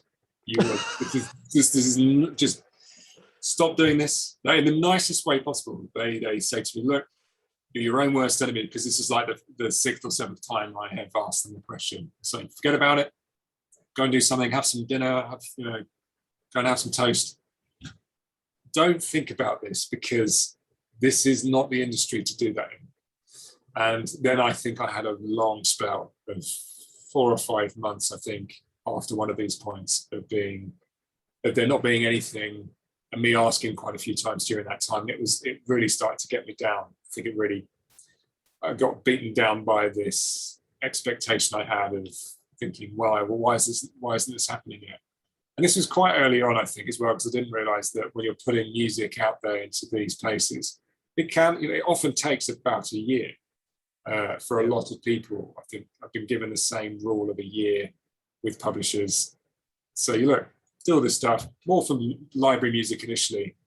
And yes, wait for a year's time, and then you'll really start to see stuff happen. And it was a year later that it did start to kind of there'll be one or two things happening a month, which is suddenly great. And I think that because there's so much, I adopted that attitude more so last year, and just decided to get my head down and really focus on one genre, get a few tracks done for this album, do another album, do an EP here, and just concentrate on the music. And then it all started to sort of kick in, I think, the end of last year. And that's been it, really. I think now I'm just doing the same now. So I know I am guilty of going around the circles, and I still do it, but I don't have that desperate feeling now as much because I've put the time in and the work in that the jobs are now starting to become regular. So I can do that and ask the questions and get the feedback from the publishers again. But I don't feel so kind of like, oh gosh, what's happening? So it's much better than it was, and I am starting to learn my lesson much more so. But I am guilty of dipping back in. So all this, can I just say, so all this while you're also getting like millions of streams, aren't you? Well, this is the bizarre thing is that there's a lot of streams going on the remix. Basically, it's the remix aliases, I guess I'd call them. They're dancey pop pseudonyms for that territory. One is called The Wild, and one is called Cat Crazy with K's. Very cheesy name, but years ago, with my manager Duncan, we started this concept of doing because there were a lot of remixes of pop tracks that would be played on Friday and Saturday nights on Radio 1. And across it was Radio 1, it was Kiss Radio and Capital. And people were paying very good fees for remixes. And I really wanted to start an alias where I could do remixes, but basically have a USP with the remix, just make it something really different, but still commercially viable, so it would work on radio. But just do something different, because it just felt like all I was listening to on a Friday and Saturday it's just the same stuff. And I thought I'd try and just spin something on its head a bit and do something a bit different. And initially people didn't know how to, they didn't know what to think. I'd do a bootleg or two to try and get onto radio, and because I obviously wasn't getting remix requests at the beginning because there was nothing to go by. And Duncan then, my manager, found, he talked to major record labels and got me to try a couple of things on spec for people. And one was Bastille, and they had a track called Pompeii, which was a big successful track of theirs. And it's what I did a remix of this track, and actually I did something so wacky. And the record label, if you can hear it now, I think it's got about 30 million plays on Spotify now, this remix. But I just decided at the time to just do something that I knew the record labels were not going to approve of, because I thought I'm going to do this really dirgy, they call it a drop. So you have the build up, you have the core. I always put the chorus over kind of a build up where you strip out all the beats. It's a bit like a trailer, really, where I'm trying to think of what part of the trailer it is. It's like an act two. Yeah. And then you'd go into this drop just after the chorus and have a really beaty section, which is like an act 3, but then would go back into the verse. And I went a bit mad anyway, and they came straight back and said, the remix sounds really good everywhere else. It's just the drop sections where you go into this kind of dirgy bass line. We just need you to change that. And I then sat there overnight, thought about it, and I didn't respond. And then I said to my manager the next morning, I said, Duncan, you need to let them run with this. This is going to sound really condescending to the label, but please, can you make them run with this? Because I really, really think that this will work. And we were going backwards and forwards for about, I don't know, it must have been a week. It was about a week of going backwards and forwards and then trying to make me change it. And I was nervous because it was one of the first remixes and they were going to pay me for the remix. If I got it right, and I thought, great, going to afford some food for a few days. And yeah, they agreed. Someone else at the record label actually really liked the remix and said, look, let's just go with it and see what happens. And then it basically got played on Radio 1 for weeks and weeks, and was used on, I think, a TV advert for Channel 4. and it just got so much attention that catapulted this remix career. And then it was so bizarre, the impact that then had, in terms of then getting requests. And I would have requests through Duncan. I mean, there was a point where we were getting remix requests every single day from major labels. So we were just choosing we didn't want to saturate the project by taking on everything. So we choose various things, and I remixed Coldplay, and I mean, everyone from Coldplay to Little Mix to One Direction to Rihanna to, I mean, there's such a host of artists, Charlie XCX, and this became my full-time job as Cat Crazy. I mean, for years, and then it still is. But the remixes, and under this other alias I work on, The Wild, I just got different aliases because just slightly different sounds, and again, you just increase the amount of work that you can do from having different aliases, and you have to have a whole different piece of artwork for each name and everything. But yeah, so that became The Wild. I was releasing my own singles, and they started to get some good traction on Spotify through major labels again. And then that became quite a big remix thing as well. And I've recently had a George Ezra remix, Shotgun. I did a remix for that, and again, that's hit the same number now as the Bastille remix did for Cat Crazy. So both of those have hit about 30 million on Spotify. And that's, again, I'm so sorry if I'm coming across pretentious here, because it's no way trying to say, look at me, but I'm just giving you the facts. Well, this is the thing. What I'm trying to highlight is, like, sometimes you get to this point, and it becomes every day. It does, and you annoyingly take some of this stuff for granted. It's like you talking about that. And obviously, my focus is now primarily trailer music focused, just because I'm enjoying it a lot. This is what I enjoy, I think, more than anything else I do. So it's become the full time.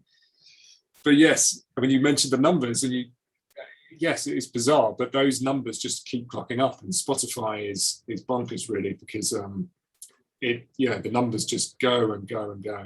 And I mean, it's what I should be doing is focusing some time on releasing more music under those pseudonyms, because there are two accounts sat there, two profiles, which are just screaming for regular music, because there's a whole listening audience there waiting. But and it I guess it sounds greedy, really, but I didn't. You never know how these things are going to pan out, and I think that those two projects have done well in those places, and I probably should get back to them at some point. But I'm just very happy with how things are at the moment, and there's only so much time in the day. So, yeah. Well, I think also it's really, really important for you to focus on the fact that what you just said, I'm really happy at the moment. Yeah. And you got to figure out why. What is causing that happiness? What is causing this feeling of contentment? Did you have that feeling of contentment with all the remixes, or is it different? Well, I mean, I would say I definitely didn't have this. I mean, I had so much excitement with that. I think as time goes on, I found with having an artist project, I mean, you can make it. I mean, of course, you can make it very successful, and I can work at those particular projects and do the right things for those now, maybe to help those carry on. But when you have an artist with, you have to focus on on all the other elements of it. So you've got the social media side, so you're keeping on top of the TikToks, Instagram, Twitter, Facebook, all the different social media platforms, and it started to drive me a bit mad, I think, with different aliases as well, and it being quite a. Trying to think now. I mean, it was the touring element as well, and having to do the live shows. And I'm quite an introvert, and I really just, my favourite time is just being in the studio. I mean, with a lot of that music as well, it's writing sessions to write songs on these things, and you're going into London to different studios with singers, songwriters, and lots of stuff, lots of different people involved in every track. And the reason why I feel very happy at this point of my life doing this sort of stuff is just making music. Often I mean, there's barely any vocal tracks I do. It's all just musical. And to see those just musical tracks find homes, that has just been me just sat here at the end of the garden and just putting something from start to finish, and then seeing it in a Fast and Furious final trailer. I mean, it's such a bizarre thing, but I think it's the pace of this work. I think I can sort of stroll in here and just feel very relaxed, and I feel like there's not a lot of different opinions going on, and the track isn't being split between different people. And I think it's the style of music as well. Is I know that's always where I've wanted to end up right from the beginning of my musical career. I've always thought I really would want to get into making trailer music. And funny enough, right when I did the deal with Sony for the album deal years and years ago now, I bizarrely just decided to try and make a trailer track, and I made this trailer track and just thought, oh, this has been really fun. And I thought, okay, let's look online, let's find if this is probably rubbish, but I'll find a company, see what trailer music companies are out there. I had no idea, and I found this company called Immediate Music, and I just sent it to their contact email, and I had no idea how great they were doing, and that they were the pioneer of a lot of stuff that has come from, that is now in the training music industry. They kicked off a lot of things. But then I had an email back from someone called Jeff Feynman. And I mean, this was, oh my goodness, this was like, I mean, this is about 10 years ago now, 8 to 10 years ago. I think it must have been. And Jeff Feynman, yes, who you've actually done a podcast with, I've now listened to, which is, it's just bizarre. But he came back and he said, I really love this. I'd like to get a full choir on here, the live choir. And I was like, wow, that's amazing. That would be fantastic. But then I think he then sent a contract over, and I wasn't with an American. I didn't have the PRS side of things set up on the American side. And I think they needed me to do that, and it was lots of contractual bits to look through. And I was just a bit useless at that point, because I was looking through everything, thinking, oh, I'm panicked. And I think there was even discussion at some point that there was some interest in this track for a Chris Nolan film that was forthcoming, which I think must have been Batman versus Superman or something. It was around about that time, and I couldn't believe what I was hearing. Someone had touched on this, and I thought, oh my goodness, but I haven't done this choir bit yet or anything else. But what I didn't realize is that because I was signed recently to Warner Chappell Publishing, that I actually couldn't be doing this stuff, because I had signed my rights into Warner Chappell for 4 years. As a writer and a producer. As a writer and a producer, yes. So I was quite naive at this point, but I didn't realise quite how big a figure this Jeff Feynman was, and Immediate Music. I just found the first company I came across and just sent it, because I thought, well, see what happens. That was it. I mean, then I left trailer music. That was my only, because I knew I couldn't really do anything outside of Warner Chappell, so I closed that door and revisited it quite a few years later. Well, that's obviously like the universe telling you exactly. telling you something important there, Ben. Yes. Do trailer music. Yeah, it's whispering in the ether. It's also, it's also a testament to how nice a guy Jeff is. Yeah, absolutely. I mean, I didn't know him. That's all we ever had was email communication, and they seem like really nice people. And then obviously heard your episode with Jeff, and got to really get the insight. I thought, wow, this is the guy that I heard back from all these years ago, and was stuck into a particular deal, and it couldn't happen for that reason. So I was really gutted back then, but then I had to close the door. So yeah, and then there we go. Ben, you got some great stories in here. There's a few wild ones. Oh, the wild ones. There we go. Wow, that was fast. Hey, I'm a dad. I'm actually allowed to do those jokes now. Well, between us, we can have a dad joke off at some point. Maybe not for the listeners. Oh, mate. Right. Well, I'm gonna try to round up, because as you've already highlighted, Ben, this is way past my bedtime. We're taking liberties here. No, taking liberties. This is no. No. So we're going to go straight back in, right? to you. We've gone through your mornings. We've Yes. seen the whiteboard. We've Seen the whiteboard. you've seen the whiteboard. I've seen the whiteboard. I've described the whiteboard to the listeners. Yeah. You know, columns of Visual image. goals. It's kind of like a mixture of a to-do list and a dream board, really. Exactly. It's just an absolute mess. No, stop it. I It's like my essential. whiteboard. Yeah, exactly. I have my little own productivity planner. Oh, there it is. Oh, look at this. Weekly.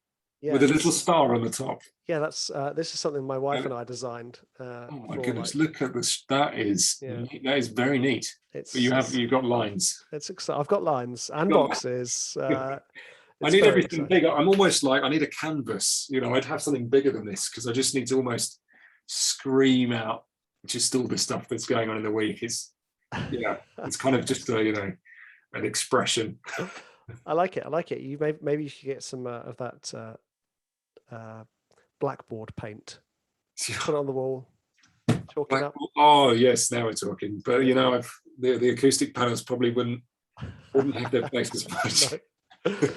Okay, so what are your afternoons like? Are you still working in the afternoons? Is it Absolutely, yeah. I mean, the afternoons, I find that if I can get, I mean, again, we're talking trailer music day structures, really. So if in the first part of the day, if by 1 o'clock I can get Act 1 and Act 2 down, for me, doing a trailer piece where I like to be, and then have some lunch, come back in the afternoon, and that is Act 3, and then sort of tidying up Act 1 and 2. So that's, and sometimes I'll go late into the evening. I mean, actually, I haven't done that as much this year.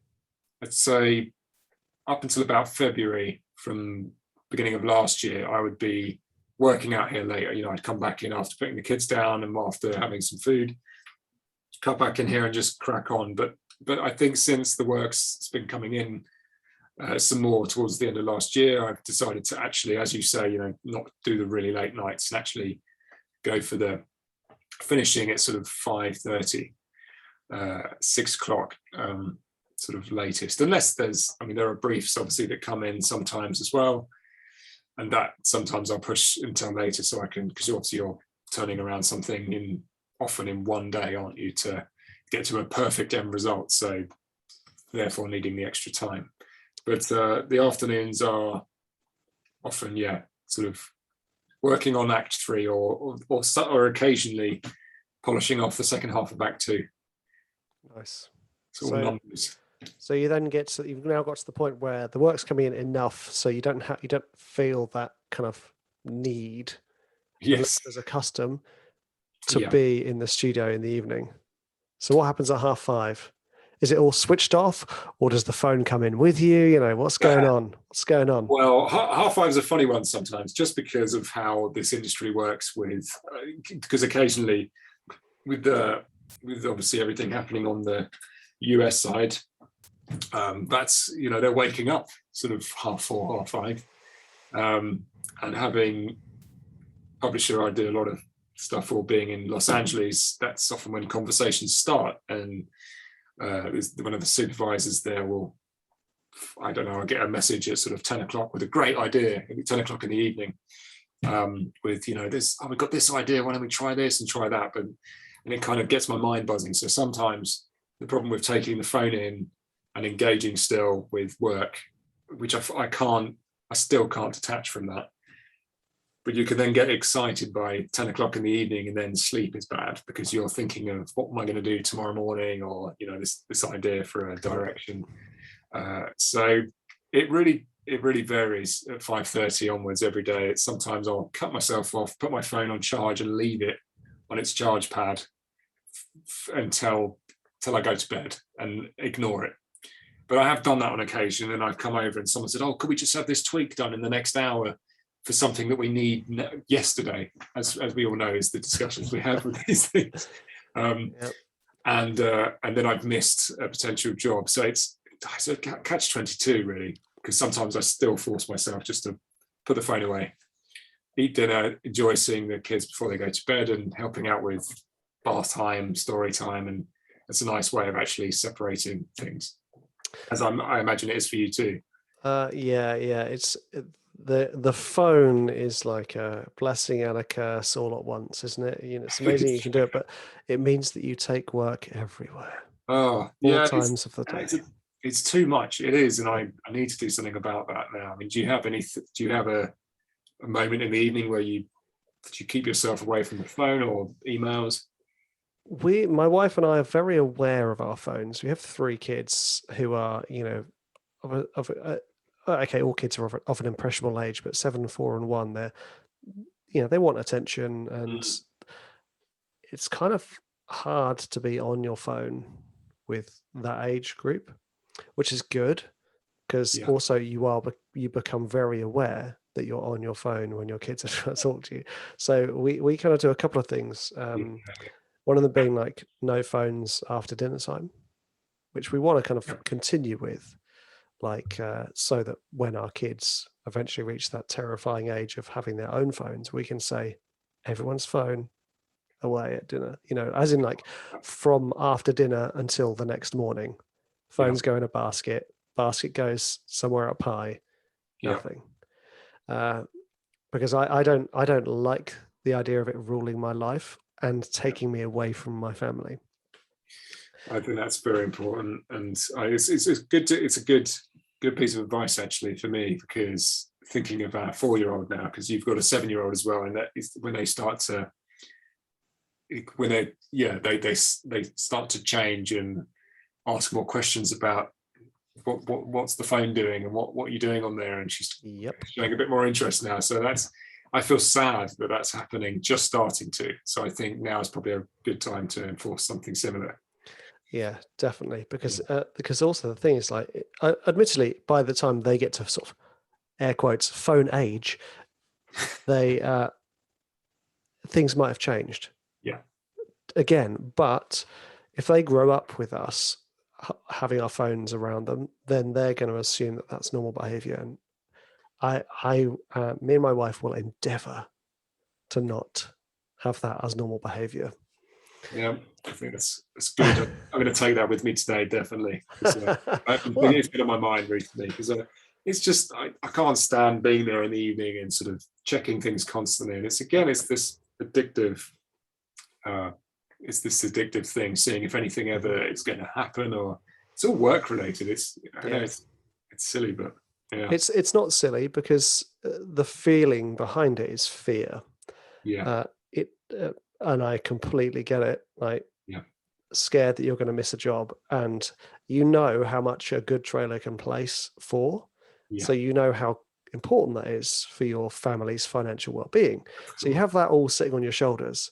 So when you're putting your phone away and saying, "I'm not going to check my phone," then that voice in your head goes, "But what if you don't get a trailer just because you didn't send a stem?" This is the catch. This is the thing, and it has kind of happened. So that's and it will happen. But the other side of the coin is, if they really want something, they can wait 12 hours. We're all human beings. Yes, exactly. Good point. All the other thing is having an arrangement with your publisher where they have a custom composer to take over. Yes. So I don't do any custom work anymore, because of the fact that I didn't like work starting off again at 6.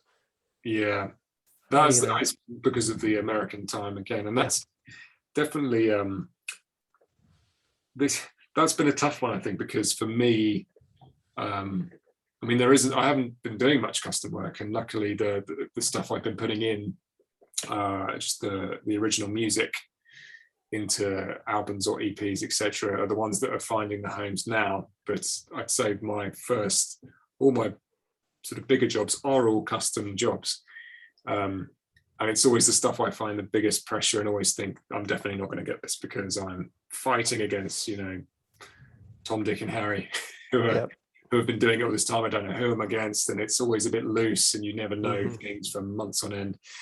But frustratingly, and luckily, those jobs have pulled off quite a few times for whatever reason. Not because I'm a fantastic producer or anything. My production is way way away from a lot of the production I hear that are getting placements, but they have just, for whatever reason, gotten the editor's attention and worked for those things. And I think I still do those customs. I know what you mean about the custom world, because it can be soul destroying, but because I've had those jobs, and over the last year I've just been carrying on that side of things as well.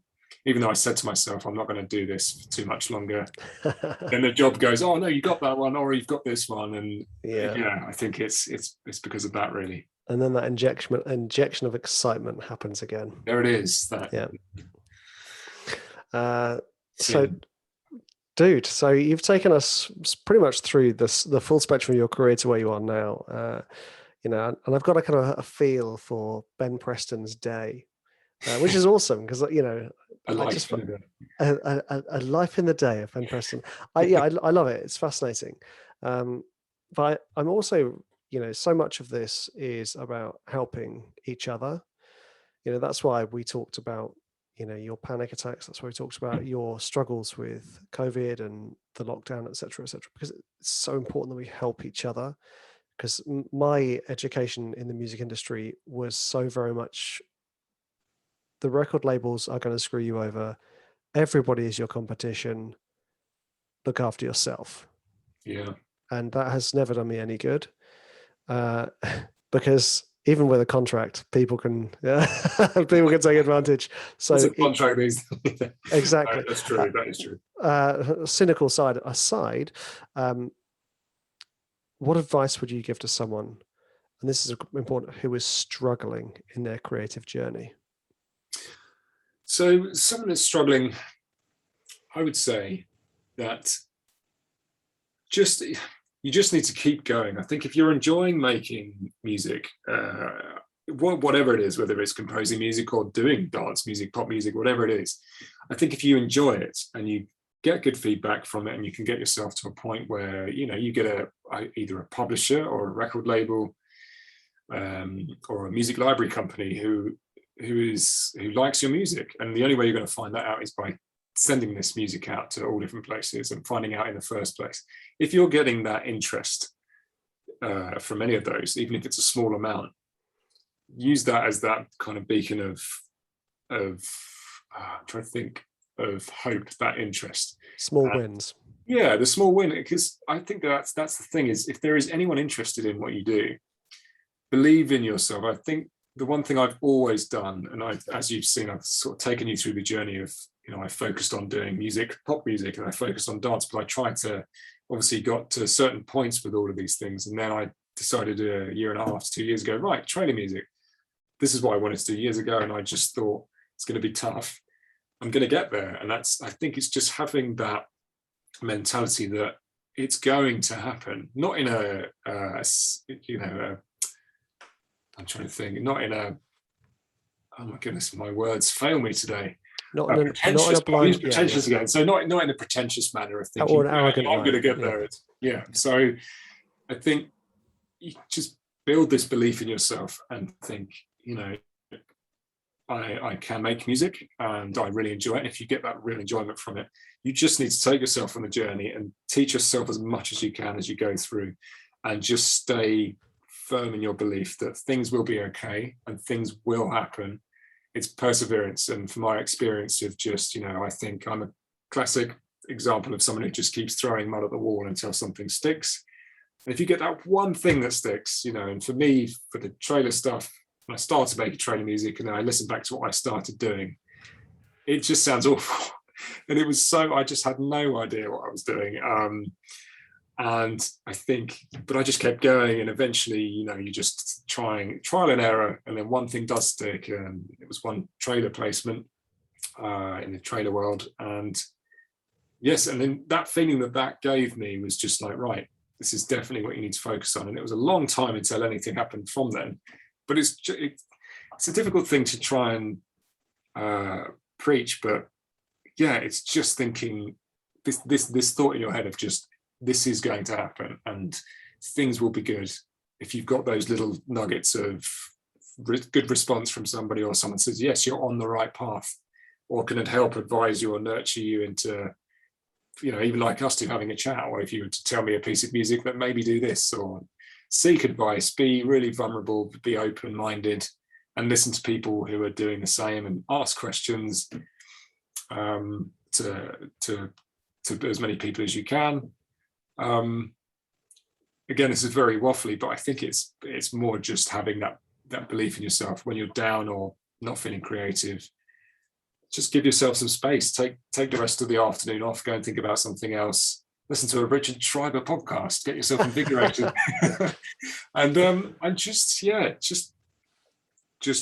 believe in yourself. And I know that's so many people say the same thing, but I really try and adopt that in everyday things that I do. And just, it's not a cocky thinking of just, I'm going to get this. It's going to be fine regardless of today. It's going to happen. But just for me, that is, when I think like that, over time things have happened, and they continue to happen from having this way of going about things, really. Yeah. Excellent advice. It's not waffly. It may be a bit higgledy-piggledy. It's excellent advice, though. And we can't hear that enough. Yeah. It might be weeks, months, potentially even years before something sticks. Yeah. But if you enjoy it, that's going to get you through. And that's the important. I think it's the enjoyment factor. As soon as if you're just doing something and you're constantly thinking, I'm actually not, you're forcing something. It's difficult though to get caught in a rut though and think, is this me not enjoying something, or am I stuck in a rut with something and do I need space to then enjoy it again? It's quite difficult to know when that's going to come back. But your best thing is to go and, again, is to just do, I don't know, take a space, go for a walk, get a different perspective, and then maybe come back. If it's trailer music, then go and do a load of researchy bits on trailer music and composers, and go and watch a few different trailers. There's lots of trailer music cues that you can listen to on Spotify from lots of publishers that have released the music. Listen to the structure. Again, you've heard all this stuff probably before, but just force yourself to. Sometimes you do need to force yourself to. You need to force creativity sometimes to get that creative spark. Some people sometimes think, oh, it would just come to me, but sometimes you need to force yourself by going out there and doing things, researching things, listening to things like this podcast, and just, I think you have to force it as well. So it's, sometimes you force it, sometimes you don't, but sometimes it does need a bit of work to get those juices flowing, so to speak. Ben, awesome stuff. Awesome stuff. Thank you so much, man. I really very much appreciate you taking the time to talk about, also being so open. And I think that's so important for musicians and creative people to hear other people who have achieved success, hearing them being open about the difficulties we've struggled, as well as the great things that we achieve. I very much appreciate you taking the time, dude. No, it's an absolute pleasure. I'm seriously grateful for you getting me on board, and privileged to be on. It's after listening, as I say, to your series on the Trailer Music podcast, it's bizarre now to be sat here talking to you. So it's been really enjoyable, and yes, thank you very much for getting me involved. And cut. There we go. Super. Dude, nice work. I do go on. That's the thing. Describing is definitely, I tend to waffle on quite a bit. Ben, I was hoping you would. Yes, there you go. You got my waffles. There's nothing more stifling than 1 or 2 word answers to a question. Yes. Oh, okay, that's it. You've got a few of those as well in the past. So yes, yeah. 1 or 2 word, but that's. But no, it's good actually. I mean, you getting me to sort of talk about it already. You put your own stuff into perspective when you're kind of blurting out things that have happened, really. So you kind of take yourself back on the journey you've been on. It's quite interesting. Yeah. Also, hearing that thing about you and Jeff Feynman, like what? It was so bizarre, and I even that whole episode sort of passed, and it was